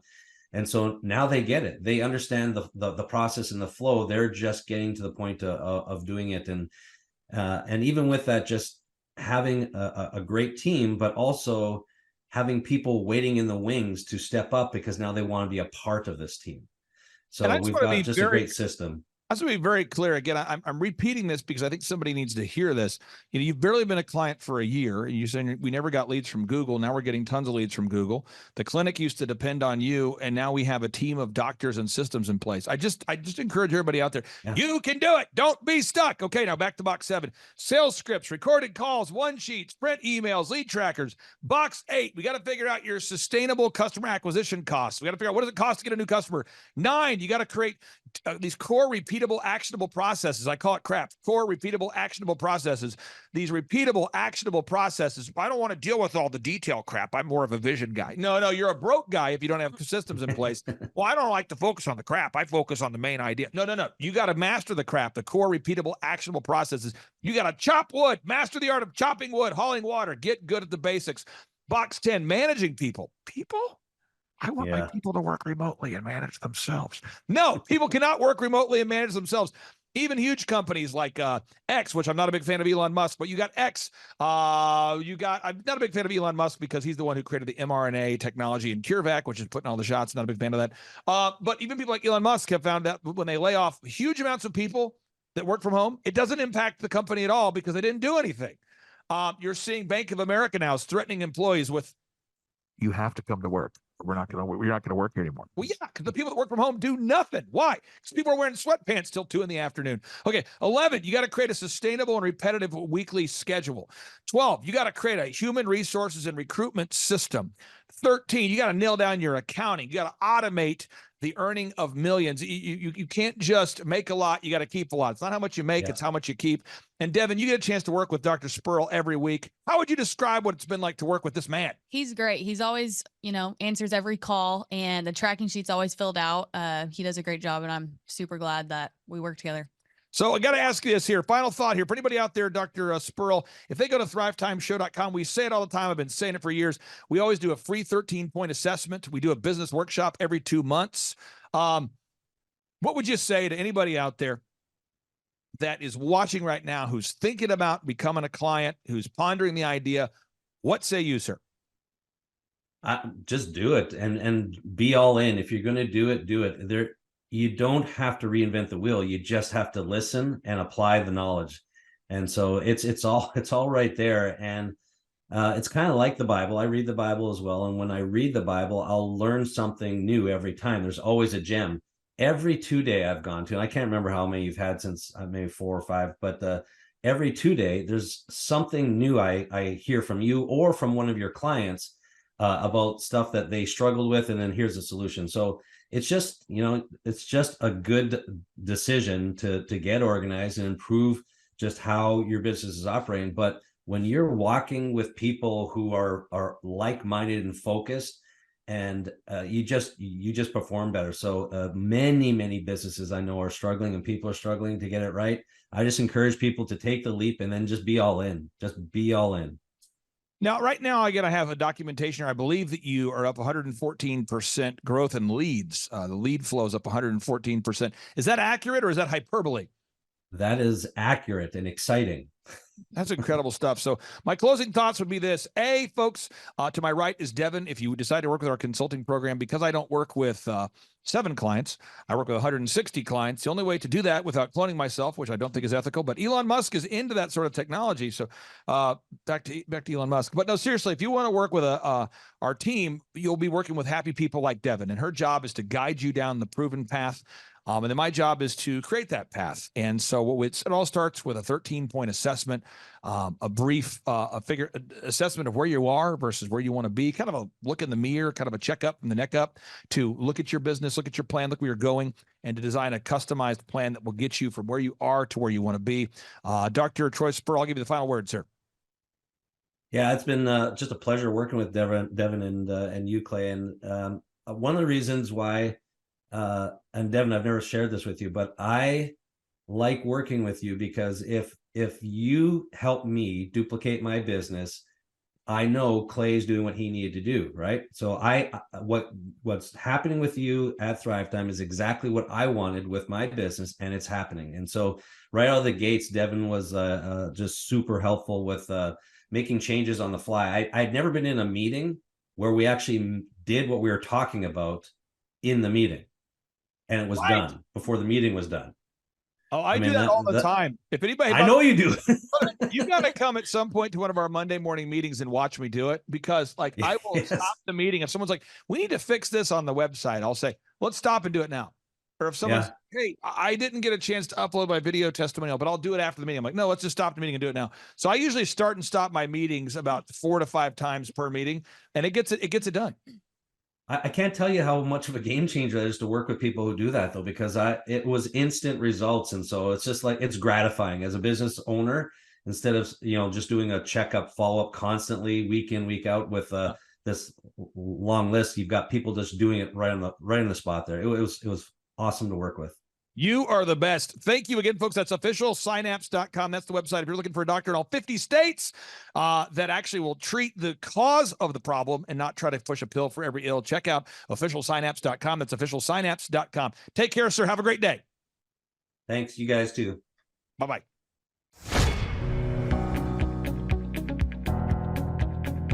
Hi, I'm Ryan Wimpy. And I'm Rachel Wimpy, and the name of our business is Tip Top Canine. Our business is a dog training business. We help people with behavioral issues and teach their dog how to listen. When I was learning to become a dog trainer, we didn't learn anything about internet marketing or advertising or anything at all. Just dog training. And that's what's so great about working with Clay and his team, because they do it all for us. So that we can focus on our passion, and that's training dogs. Clay and his team here, they're so enthusiastic. Their energy is off the charts. Never a dull moment here at Thrive. We've been working with Clay and his team for the last 5 months, 2 of which have been our biggest months ever. 1, our biggest gross by 35%. Clay's helped us make anything from brochures to stickers, new business cards, new logos, scripts for phones, script for email, script for text message, scripting for everything. How I would describe the weekly meetings with Clay and his team are awesome. They're so effective. It's worth every minute. Things get done. We'll ask for things like different flyers, and they're done before our hour is up. So it's just awesome, extremely effective.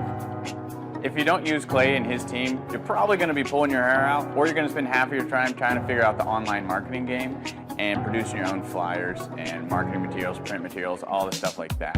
You're really losing a lot as far as lost productivity and lost time. Not having a professional do it, it has a real sense of urgency and that actually knows what they're doing, when you already have something that's your core focus that you already know how to do. You would also be missing out with all the time and financial freedom that you would have working with Clay and his team. We would recommend Clay and his team to other business owners because they need to be working on their business, not just trying to figure out the online game, which is complex and changing daily. So no one has a marketing team too. Most people don't. They can't afford one, and their local web guy or a local person that they know probably can't do everything that a whole team and a whole floor of people can do in hours and not just weeks or months.